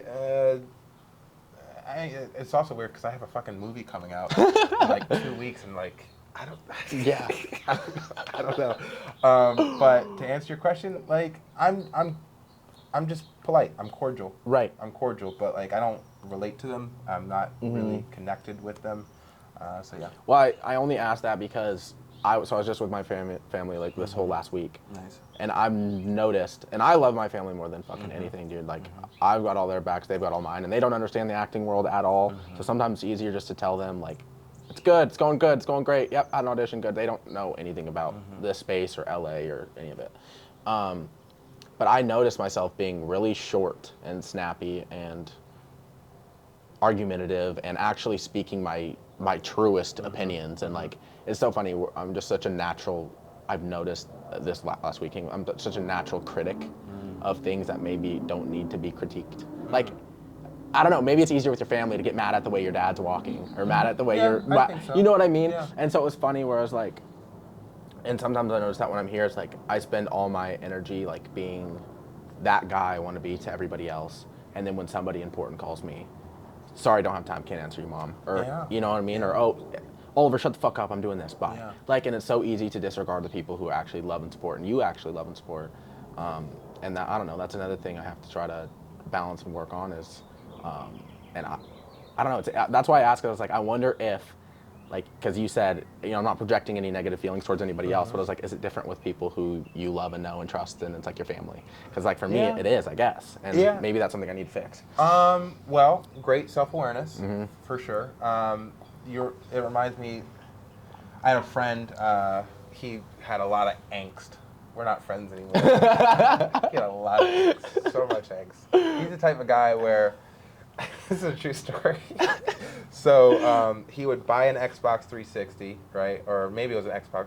Let's go with 360. You know. Yeah. Buys a 360, buys a gaming chair, and like we're all living. This is our year 2. Okay. All my friends kind of came over to LA because they saw that I wasn't dead, and they all thought I was gonna fucking blow up. Take way longer. Recurring thing. Yeah. All right, so I'm living with like 2 guys, and one of the angsty guys, he buys an Xbox 360 and a gaming chair. He plays it, and then a week later, he's selling his Xbox and getting rid of the chair because he feels like he's wasting too much time. Okay. And then a month later, he buys a new Xbox 360 and a new chair. Yeah, so like that's all right. So now you get an idea as to who he is. Okay, yeah. One thing that he had said to me before we got to LA is he would be mean to me when he'd be going through his internal angst. Let's say, you know, he hasn't gotten laid in a while, and like he's like, oh, women don't like me and shit like that, and then he projects his feelings of insecurity onto like the closest person, which we were best friends at the time, and he would say like, I'm mean to my dad, I'm mean to you, I'm mean to my mom because these are the people that I know won't leave me. So that's where there's a level of confidence that like he can just give it to you. Yeah, exactly. Yeah. Me personally, it's very hard. Like, it's just difficult for me to be mean to people. I'm just not a mean guy. Yeah. So like, I wouldn't even know how. You're like, I wouldn't even know how to be mean. Yeah. Like, I'm typically just always in a state of perpetual good-natured happiness. Yeah. Whenever, like, I'm trying to think. Are you around people? Okay, yes, you're roommates, but so are you around people who wouldn't leave you? What about Valley? Valley? Do you ever critique him subtly? It took me a second to like, me and Valley's relationship is actually very interesting because when I got to him, he was like, I had 1,000 followers. He did not have to respond to my DM, you know, like he did that out of the kindness of his heart because I was asking to interview him. He hopped on with me like a couple days later. He took me under his wing at Zoo Culture, like nothing but kindness. And then once things like, he created the environment where he introduced me to people and shit like that, and I went viral on social media. And then all of a sudden, what I'm trying to say is, for the beginning of the relationship, I was behaving out of a space of like, I hope this guy understands how much I value him. I want him to like, essentially like, don't leave me. Yeah. Like, yeah, I didn't want him to leave me because like he's doing so much for me. It's like, how can I make sure that you understand that like I really appreciate it, right? Yeah. And then over time, as things shifted and like we kind of became.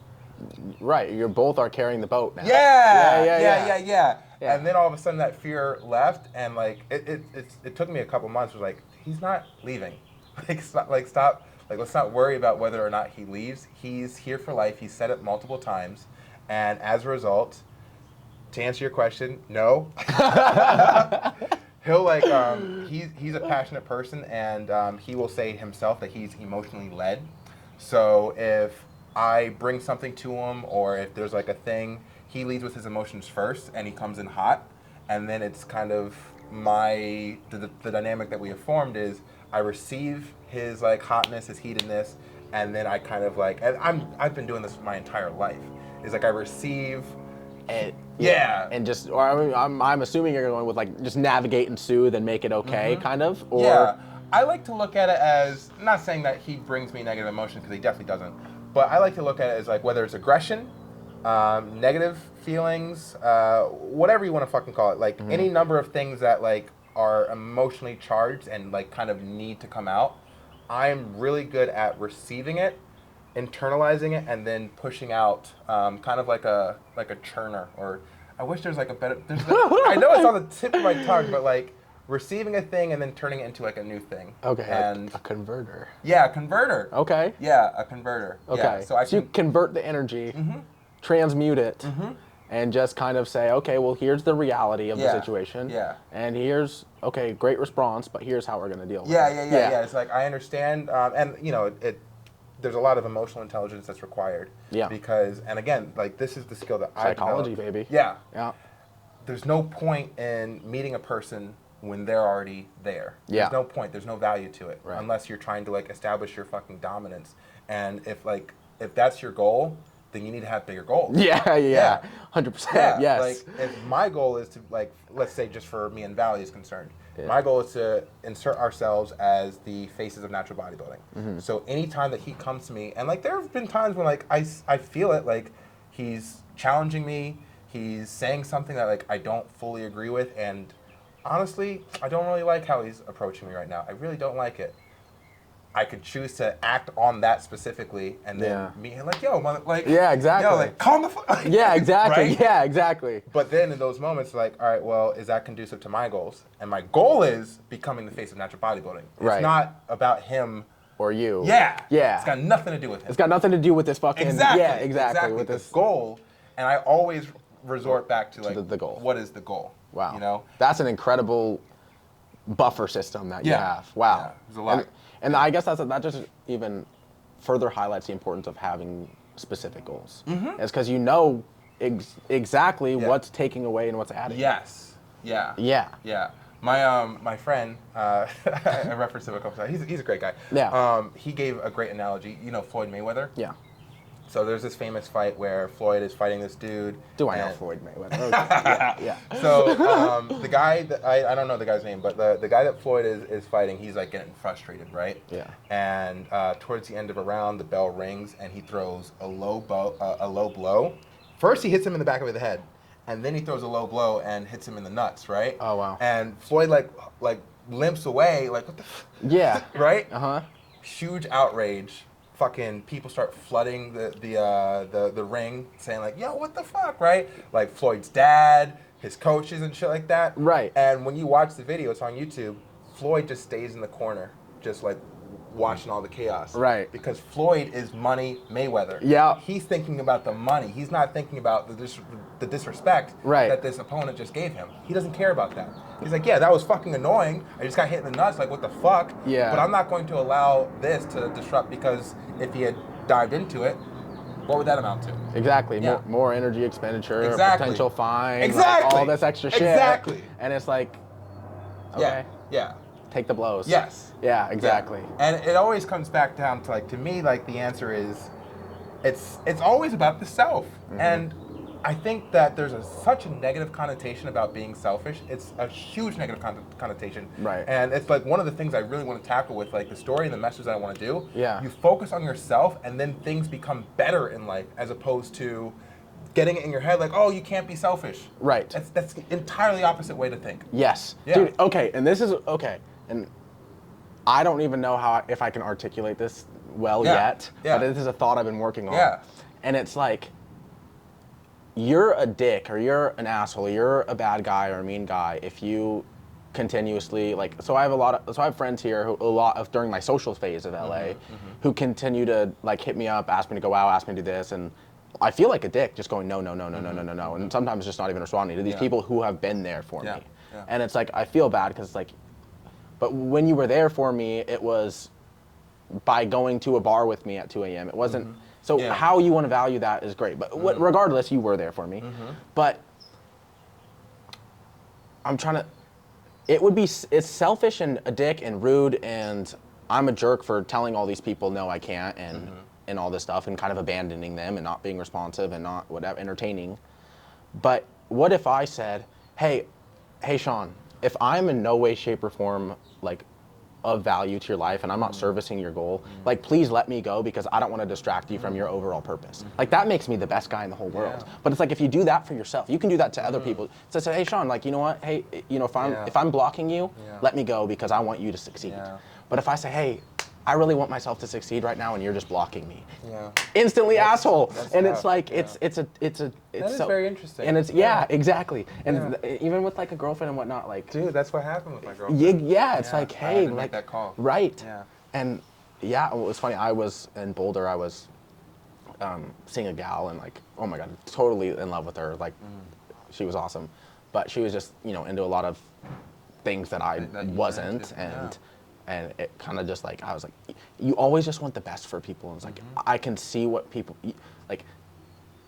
I know what you can become, and it's like one time there was this. Oh my gosh, and this is actually another big instance in my acting career and in my professional career, like my launch into LA and what is going to become this.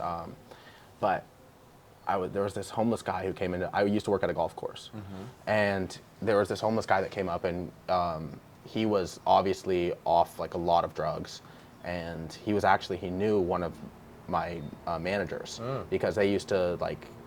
My manager actually is now like 10 years sober, something crazy, like did a whole life flip, did this incredible change. But so this guy came, and so my manager saw him and was like, hey, okay, guys, I'm gonna go get this guy a coffee and a hot dog, like just, be chill. And anyway, this guy's kind of in our area bugging out a little bit. And he's telling me about all the incredible things he's gonna do. He's like, I'm gonna get clean, I'm gonna get sober, and he's like, then I'm gonna create this big ski company, I'm gonna do the best. Like anyway, he had this big articulate plan, and I could see it all for him. And I was like, you are like, I can see this for you. But I was like, most likely, like just based on the current state I'm seeing you in right now, I'm like, it's not gonna happen because I don't know how you're gonna get over this. Yeah. And I was like, well, he's not doing what he wants to do or what he can be fulfilled to do. It's like, why aren't I? Like, and I don't have any inhibitions. I don't have any addictions holding me back. I don't have, so it's like, why am I not doing what I need to do? So instantly, that was actually the first acting class I signed up for was in Reno, Nevada. After that happened, I was like, okay, like he's not doing it, I'm not doing it. We're in the same physical place right now. Damn. And I was like, so I was like, I jetted, like I went home and I was like, internet, acting class, Reno, Nevada, found it. Anyway, kind of getting back to my point where it's like, now take the girl I was seeing who was like into all these things that I wasn't into and kind of like some of these destructive behaviors. And even in college in general, it's just full of destructive behaviors. And I just saw better and it's not from a judgmental lens, and it's not from I'm better than you and there's some sort of moral superiority, high ground, anything. It's just like, I know the potential that it's here, and like I don't feel like I'm fulfilling my potential. I'm gonna go try to pursue that elsewhere. And everyone can always be better. I can be in better shape right now. I could be well studied. I could have done my scripts that I said I'm gonna do. Yeah. But I don't know. It's just like you always want the best for people, and you always want to see people.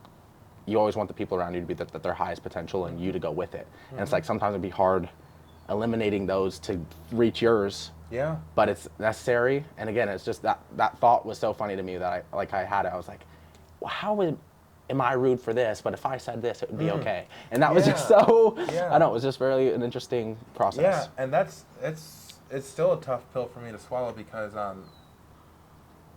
similar to the dream of everyone pursuing the best version of themselves. When I lose a person, and I'm grateful that I haven't lost my ex-girlfriend. She probably just needs time away from me so that she can kind of go back into a more platonic dynamic. Yeah. Because, girls and love, yeah. Well, with you, they look at the smile, and they're like... I'm not a ladies' man. Yeah. Oh, yeah. But do you... Okay, let's dive into this. Yeah, let's dive. Okay. Yeah, head first. Yeah. Okay, so it's so funny because I probably have 20 different people with 20 different interpretations of how I interact with women. Okay. And all of them are based on their, how our encounter went. Like there's probably a group of people that think, oh, Nick, like ladies' man, da-da-da-da-da.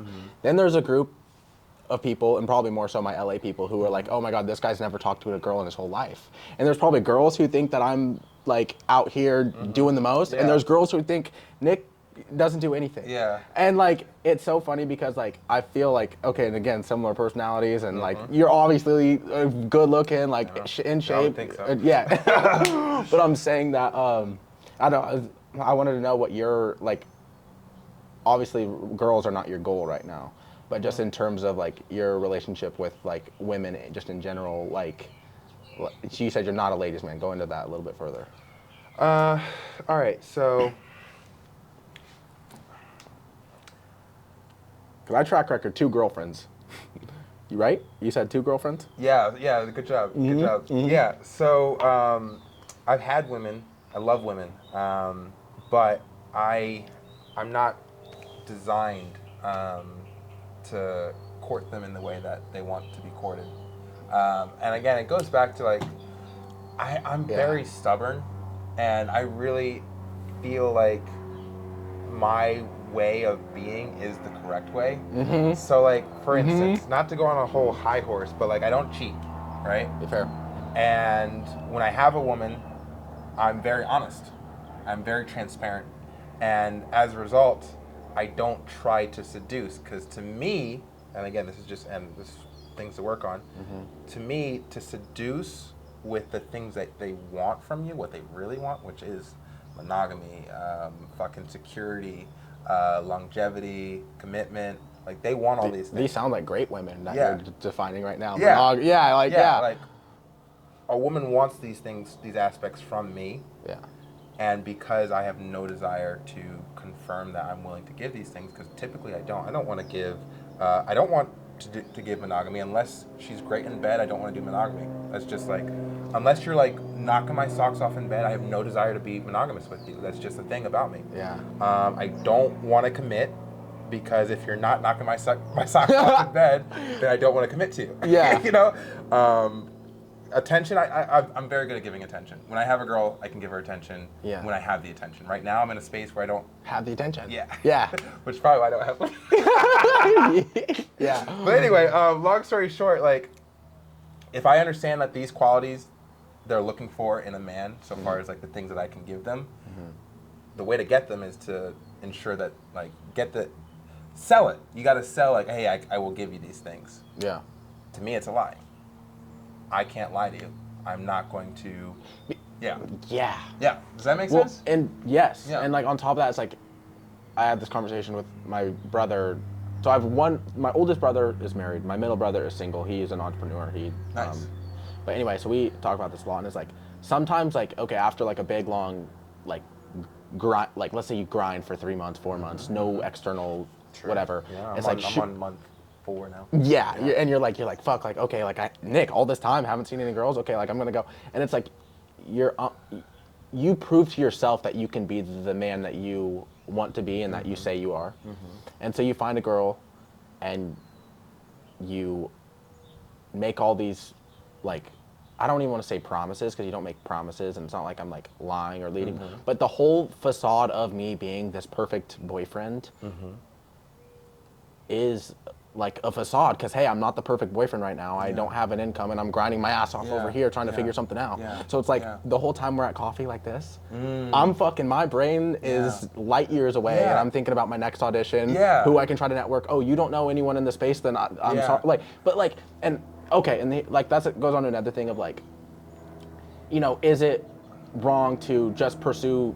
It's like it's not wrong to pursue people who are in your same field and perhaps like I don't know. I'm not looking for people who know less about acting than me. I'm looking for people who know more. And I'm not like this point. I'm just talking about people in general, like not even like a relationship. But I'm just talking about like people who I interact with. It's like I want them to be more aimed at the goal than I am, so they can fine tune my aiming. And that's not wrong. That's not. I agree. And so it's like when I'm with people who that's not their purpose. Like I don't know. Sometimes I feel like I'm not even present for them. And so it's like, that's not fair of me. But then it's like, I'm trying to prove myself that I can be this great boyfriend and I can be this smart, charming guy and oh, girls do like me. But then it's like, fuck. Yeah. And like, I don't know. I know exactly what you mean. I always think about, again, like it does not work, but I will say that I've always believed. There's this show called Love on the Spectrum. I think it's on Netflix. I only saw one episode. I was over at Valley's place and he had it on. Yeah. And the way that they're autistic. So like the show follows autistic men and women in their dating life. Okay. And the way that they actually approach dating aligns so close to like how I would like to do it, where they're just very straightforward. I could see that. Yeah. Yes, Yeah. and it's like, hey, and that's what I wish I could do, because like, and then against this whole like game playing, like, Yeah. and I know. I actually like earlier in the month, or maybe at this point 2 months ago, I went on a date with this girl, and it's so funny because like for me, I feel like after the first date, like, and this is totally just like La La Land, Nick, romantic, whatever. It's like I know, and this girl's values lined up with mine. Like she was really into family, really into she was an actor as well. She like all of our values seemed to align, and so I got really excited. And the next day I was like, well, let's hang out and da da da and da da da and da da da. And it's just like anytime, it's funny because anytime I've ever been like truly excited about a girl and like, oh my god, this is the one, I want to like just grab her. It's never worked out with any of those people. Yeah. It's always worked out when a girl has like was more into me than I was to her. Does that make sense? I prefer that, man. Oh, no, was more. Yeah, I prefer the opposite. You prefer when you're more into them? Yes, I prefer yeah, that. well, God, me yeah, too. yeah, but like yeah. for some reason, for works me, it's out never better. clicked. Yeah. It's never clicked like that when yeah. when I've been more into her. Yeah. I get that, man.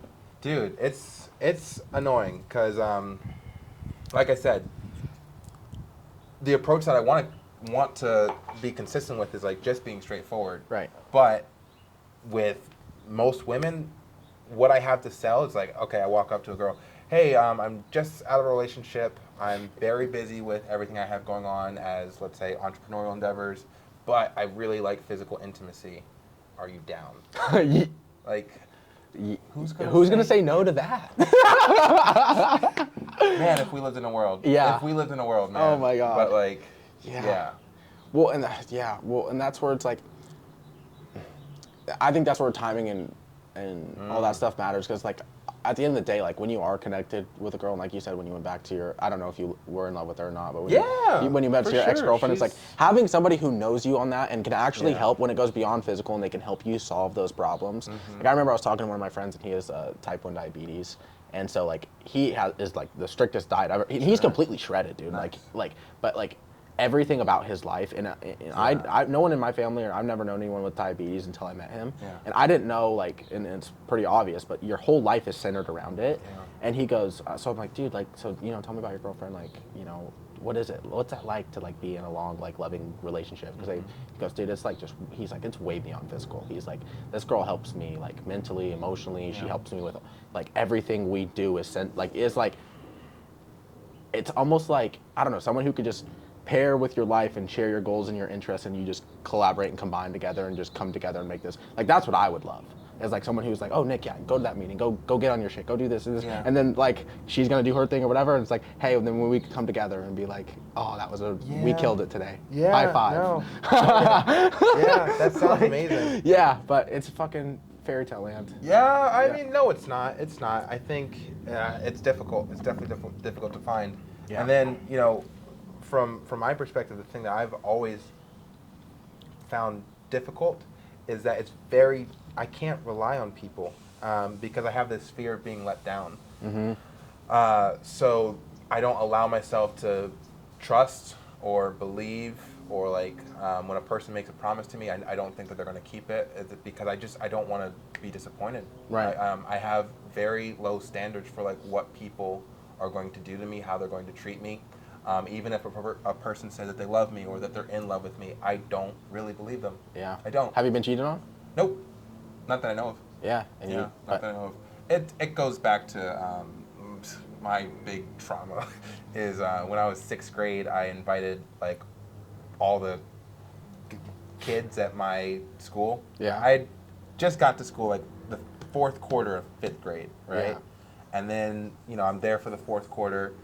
My birthday's in September, so 4th quarter ends, summer, and then the first week of 6th grade, I invite all the kids that I went to school with in 4th quarter. Yeah. Nobody showed up to my birthday party. It was on a Saturday. Damn. And then, like, that's kind of what started, like, oh, I don't trust people. Like, really? Yeah, because, like, they they were No, nice. I believe that's what started, Oh, but yeah, I'm just yeah, like, yeah. wow, that's like a really Yeah. specific and defining moment Yeah. of, wow, like Yeah. these people are not here for me. Yeah. Yeah. Yeah. And then from that moment on, it's like, it was just about angles, like transactions. What do you want from me? What do I want from you? And then when I started making friends at that school, it wasn't for the purpose of making friends, because I made friends with the people that I invited to my birthday party. Yeah.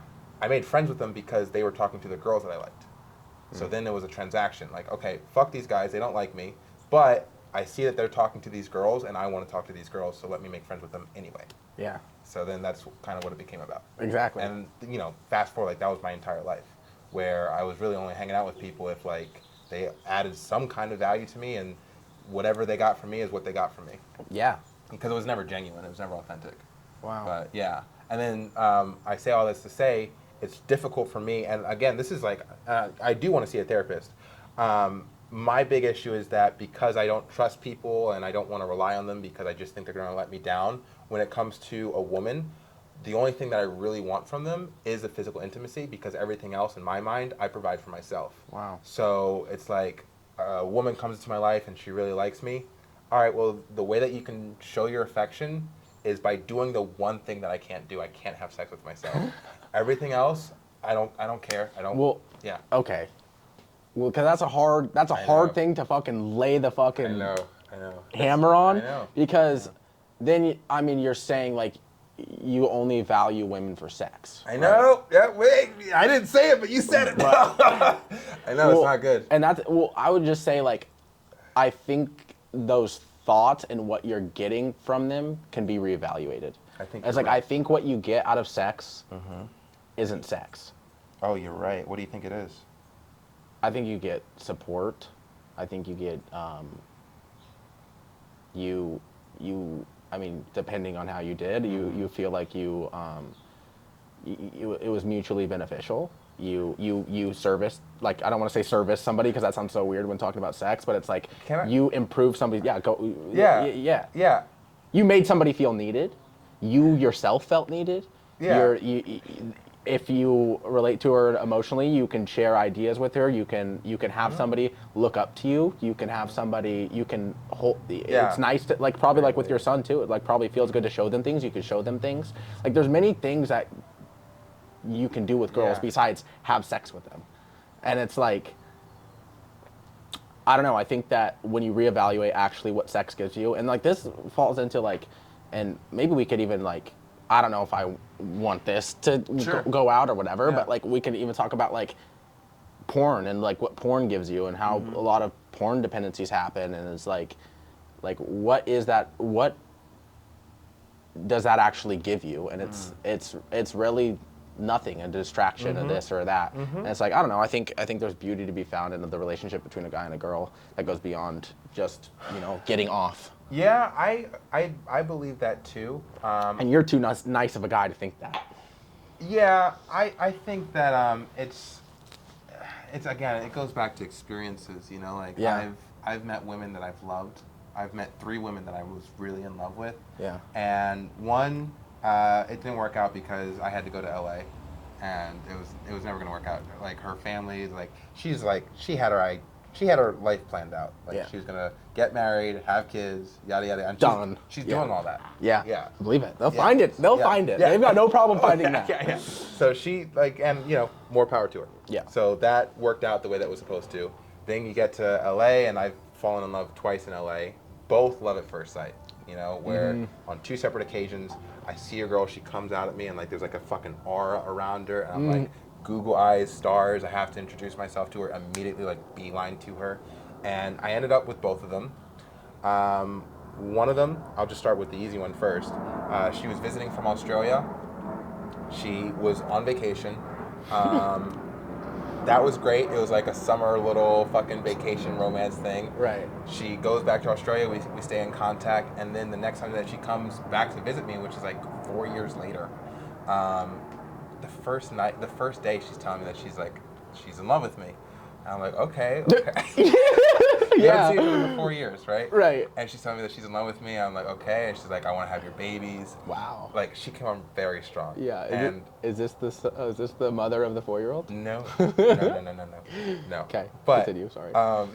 yeah. So like, she came on very strong after like not seeing her for 4 years, and she's hitting me with like, she loves me, she wants to get married, she wants to have my kids, and I'm just like, I felt a bit overwhelmed because I'm coming from a place where I already have a kid, for one, and for two, again, you can say that like there's more to a man and woman dynamic besides just sex, but for me, it's always been my favorite thing to do with another person.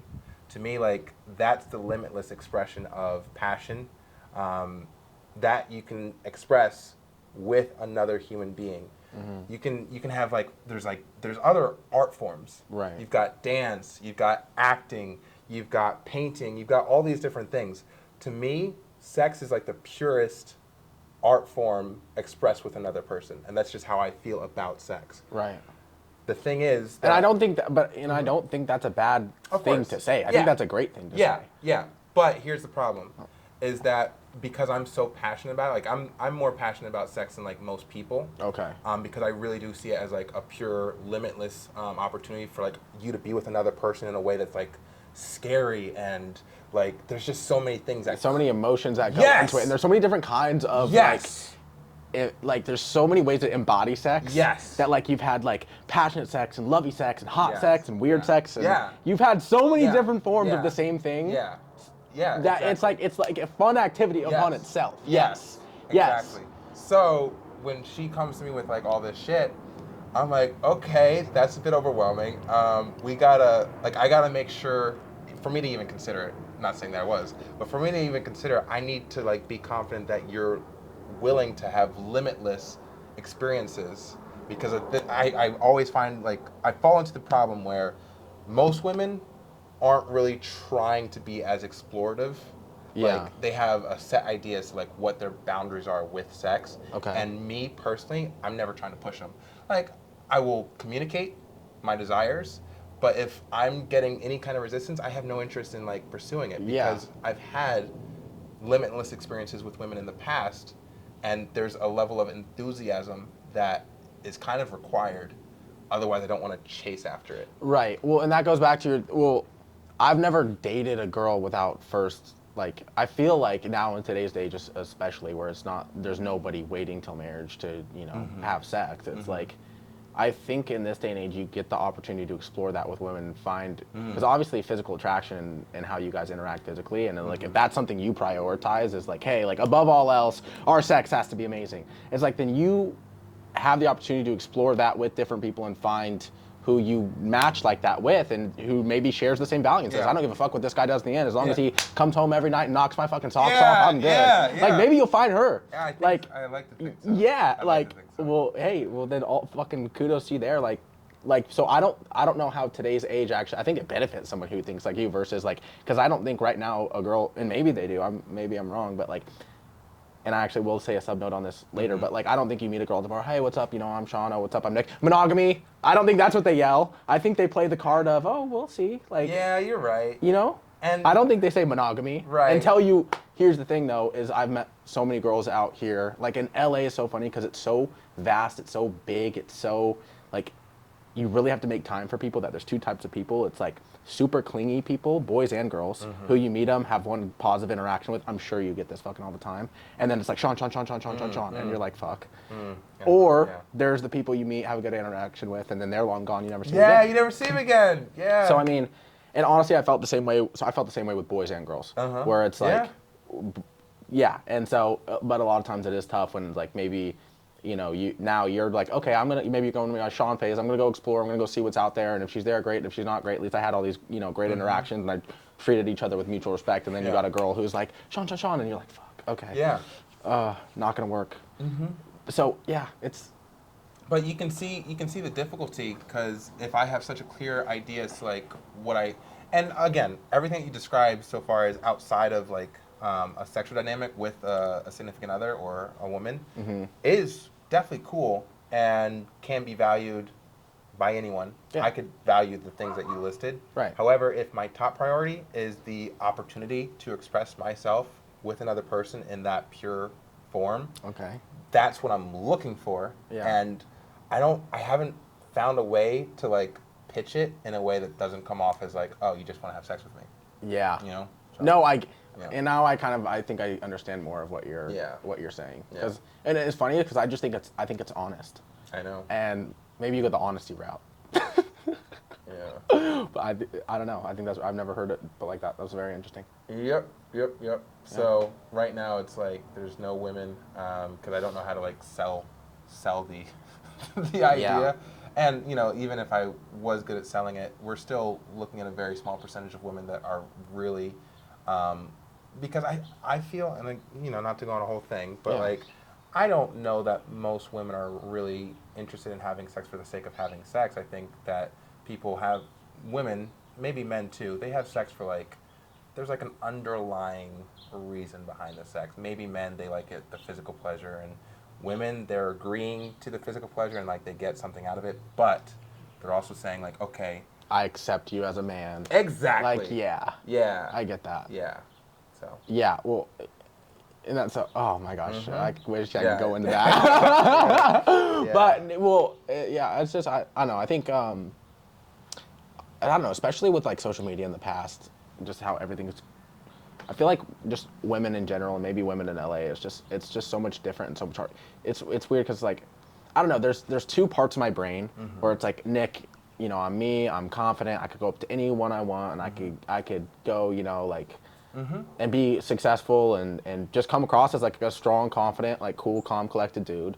And then there's this little part of me that says like, because I haven't accomplished what I have in my career, I'm not enough. I relate to that. Big time. And it's like, I want to be the guy who walks in the bar and fucking, or not even the bar, like just whatever it is, and just be like, I'm the man. Yeah. But like somehow my stubborn ego is attached to my success in the future, where they're going to approach me and they're going to be of the most high quality. Yeah. And like, I don't know, that's been probably the biggest struggle, where I'm like, I don't even want to go up to the cute girl because I'll go, I don't have enough to back myself. Oh, and dude. like, it sucks because then you see dudes who you know, like the most frustrating is like you see dudes who you know like aren't even like them. Yeah. And then they're like out here like crushing what you would love to. Yeah. And you're like, I am like in my head a better dude than you, but like you're like, oh, whatever, I don't want it, and you're just kind of like, fuck it yourself because like, damn, I'm not where I want to be. Yeah. So like I feel uncomfortable. Like I don't know. I know exactly what you yes. mean. Yeah, I'm honestly the same way. Yeah. Yeah. 100%. Yeah. 100 fucking percent. Post it in the corner, dude. Yeah, and I'm trying to, because like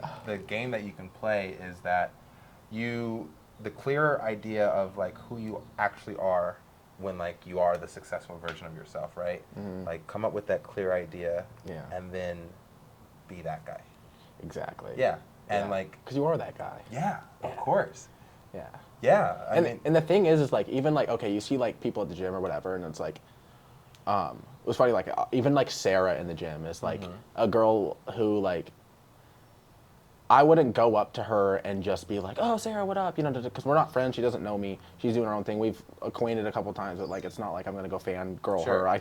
But like, it's like, at the end of the day, regardless of like, and I'm only using her because we both know who she is, like, but like, so let's say you get a popular girl who's fit and cute and whatever, and it's like at the end of the day, it's not much any other guy could do differently. Like, we could go to get coffee and get a drink and have a good conversation. I can have a good conversation and coffee with anybody, and like it's just funny that there's like some sort of boundary around like success and status. Yeah. That like at the end of the day, like, it's funny, you think of people as on like such high pedestals when you're not where you want to be, and it's like, hey, at the end of the day, like these people are just gonna go lift weights and go get a snack afterwards and go. Hey, nobody's different than anyone here. Yeah, like, and like, what you're really hitting on is it's perceived value. That's the thing that I think is what makes the girl say yes in the first place. Yeah. And what's really interesting about that is it could be coming from like either side or both.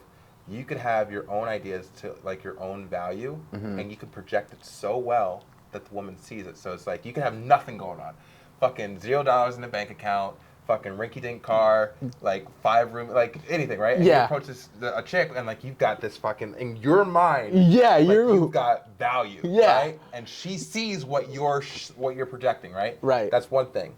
Or you can have the entirely opposite, where you could be a regular guy, but she fucking hears it in, like, some person whispers in her ear, like, oh, you know, that guy is such and such. Or she fucking sees it with, like, the way that you move, and now she's perceiving her own sense of value. Right. Either way, she's got to perceive the value, whether you're giving it to her or she's seeing it from some external, Yeah. Exactly. Perceived value. Perceived value. Yeah. Yeah, well, I'm just going for value. Yeah, no, I relate to that too. Exactly. Yeah, because like I'm not good at faking. Yeah, I'm not good at faking either. I'm like, yeah, and that kind of goes back to your whole genuine standpoint. I'm not gonna lie, like I'm not going to go and sell you something false, like, and it's so interesting because like internally, like from okay, how about externally, like I feel like I have a lot of like I'm put together in sense of like I don't know, I work out, I go to the gym, I eat good, I have a family, I have like I feel confident in all of that.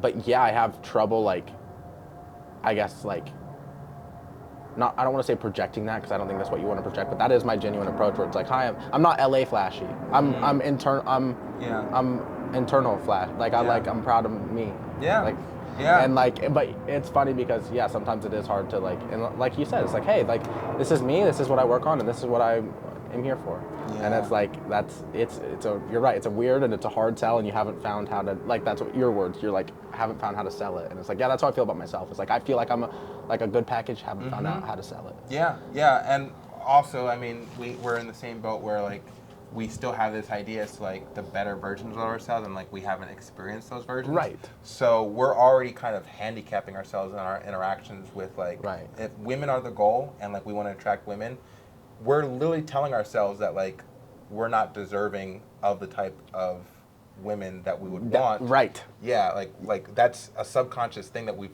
given ourselves. Yes, because I'm not there. Yeah. Yes, Yeah. So that's 100%. That's 100%. It's like and I'm not worthy of the girl that I know that I'm capable of having because I'm not there yet. Yeah, I know. Yeah. So like it's not good. Yeah. Hey, until we get there. Yeah. And then you're like, oh, but I'm not there yet. You're just like, that's the thing. Is like it never. Well, is. I would like to imagine that once. Yeah. Yeah, I would like to imagine that, but I would also like to consider. Like, what if like, why does it have to be a subconscious belief? Like, if we're already that guy and we're just on the journey, like, okay, like, let's just use. I like to reference anime or like any kind of fictional story, right? Okay. Are you familiar with any kind of anime? Avatar: The Last Airbender. Is that anime or is that kind cartoon? Of works. Are you familiar with Pokemon at all? Like Pikachu. Okay. That's as far as my knowledge goes. That's fine. Okay. Here's my whole thing. All right. Let's hear it. Pokemon, the song of the intro comes on, gotta catch 'em all. Fucking, the whole story, Ash Ketchum is like the protagonist, and his story is catching all the Pokemon, right? And then we follow this show as he is embarks on his journey to like become the best Pokemon trainer and get all the Pokemon, right? Okay. It's a self-fulfilling prophecy.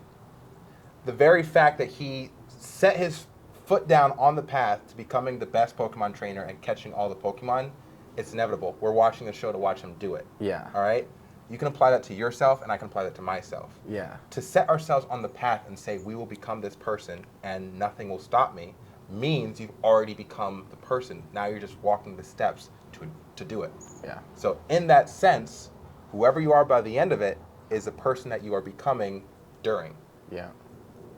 Why can't you just use that and like, okay, let's say, for instance, you want to be a multimillionaire and have your name on a building, right? That's the person that you become. If you're already that guy, you're the guy who becomes that guy. Like, what's the difference? Right, you're just taking the steps. Yeah, you're like, what's the difference? Is it like the actual physical reality? Right.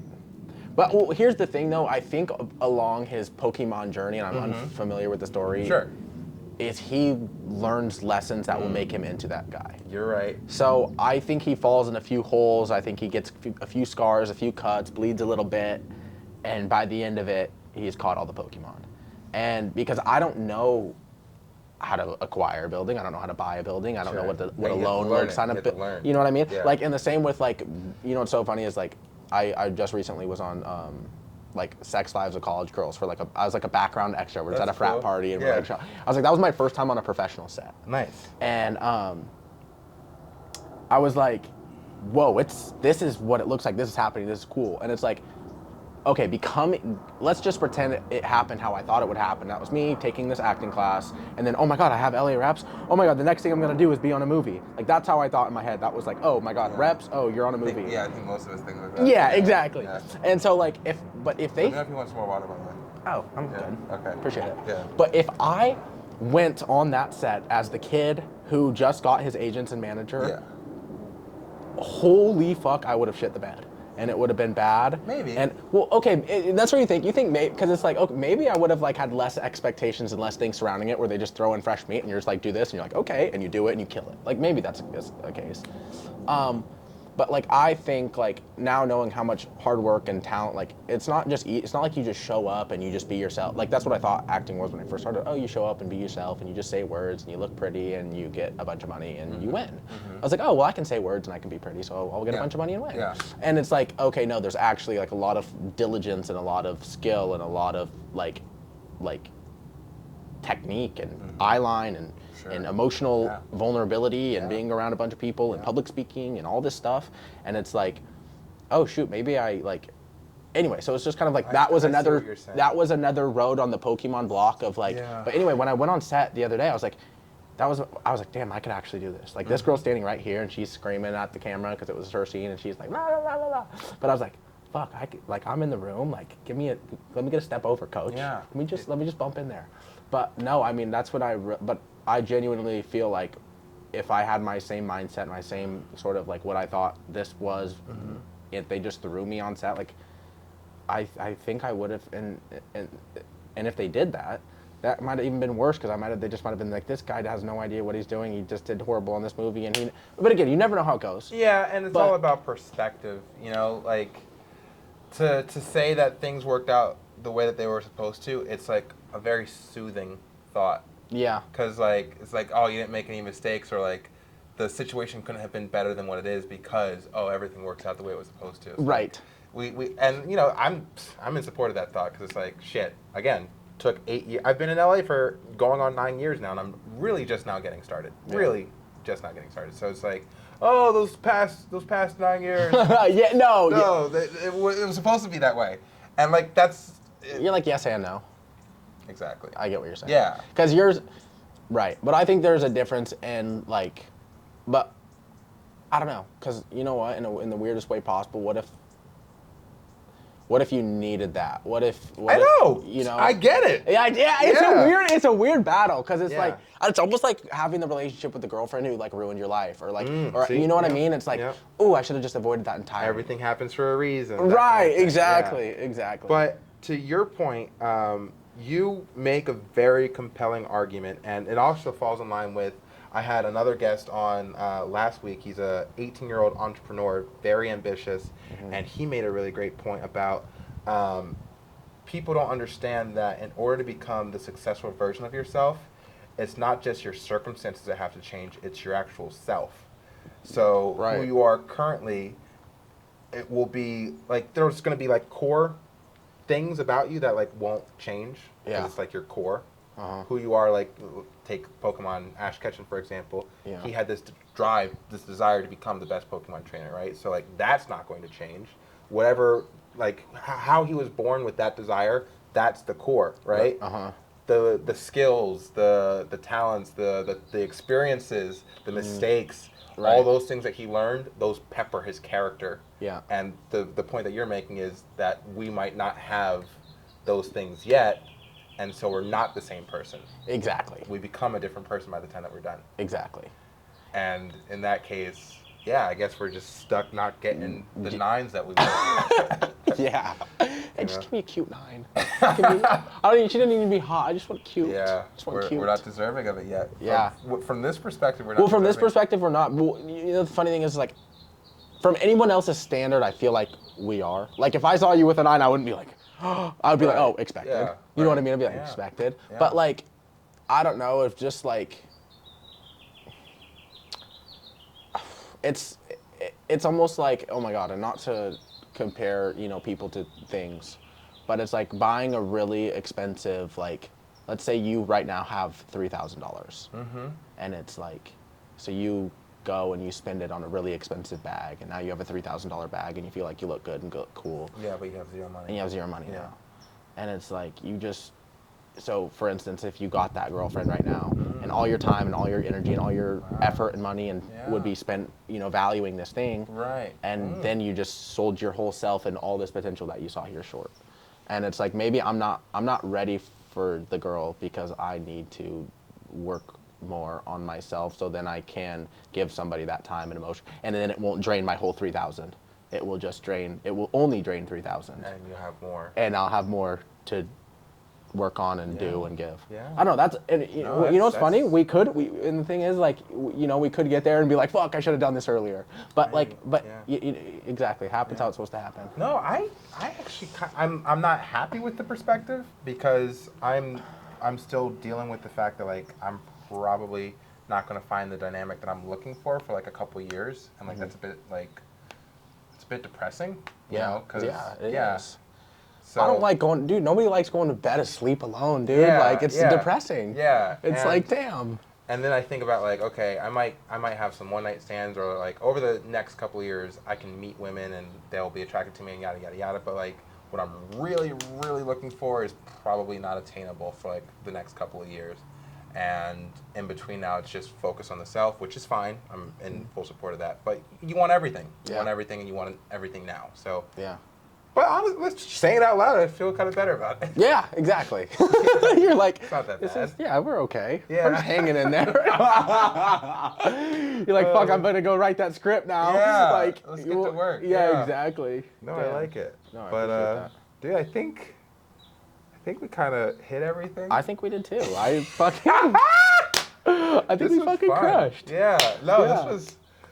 Oh man, no. I'm happy. Yeah. Well, what's so funny is like I had a certain amount of points. Yeah. That like I wanted to get to like internal battles and I was like, God, I don't know how to go in there and not just word vomit it all in 30 seconds and just totally spoil it and seem like I want to talk too much.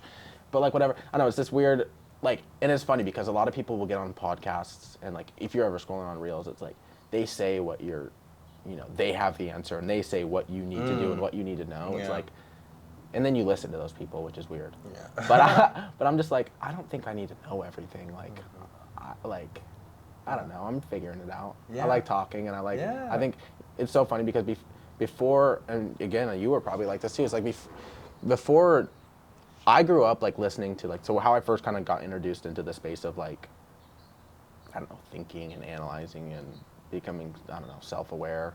Is I went to Catholic school obviously, and in around 4th grade, I don't know, so my mom's Catholic and my dad's atheist agnostic, and so like I grew up like Catholic, but he would always kind of give me these whispers of like, hey, maybe you know how Santa Claus was fake, and I'll be like, what? And nothing.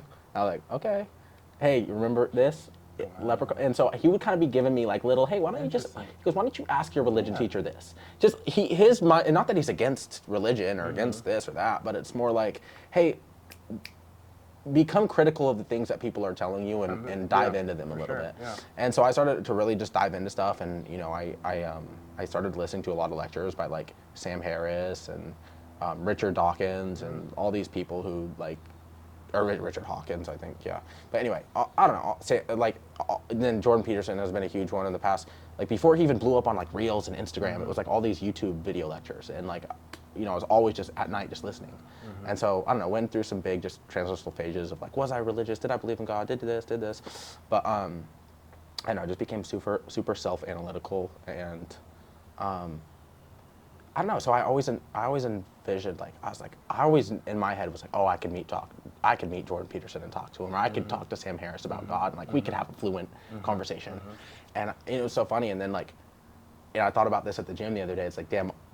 And I'm more well researched and have like looked into that than probably a lot more people. Like I've watched, by more well researched, mean watched more YouTube video lectures. So let's not get too I get it. self-impressed. But I'm just saying like, I'm like, I could always envision myself talking to those people.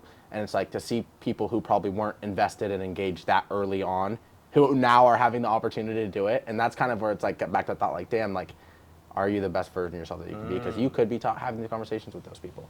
And Damn, it's like, yeah. it's like other people, less qualified people than you are living your dream. And that's tough, but one day at a time. Yeah, yeah. One day at a time. And, you know, your dream is personal to your own. Exactly. So, and then again, it's like that beautiful full circle of, I'm just going to do this real quick. hell yeah. Yeah, that like beautiful full circle of, if we're going to like go with it, we should. It happens when it's supposed to happen. So like every experience that we have on our path is meant to happen. You know, we fall in the hole, we get the scars, we get the nicks, we learn our lessons, make the mistakes. All of those are essential. It's vital to the end goal. Yeah. And always remember to like enjoy the process. Yeah, like, exactly. Yeah, because the end goal only like there's only one end goal. Like once you're there, once you're dead, you're dead. So Yeah. like, enjoy the time leading up to that. Exactly. Yeah. Just catch Pokemon.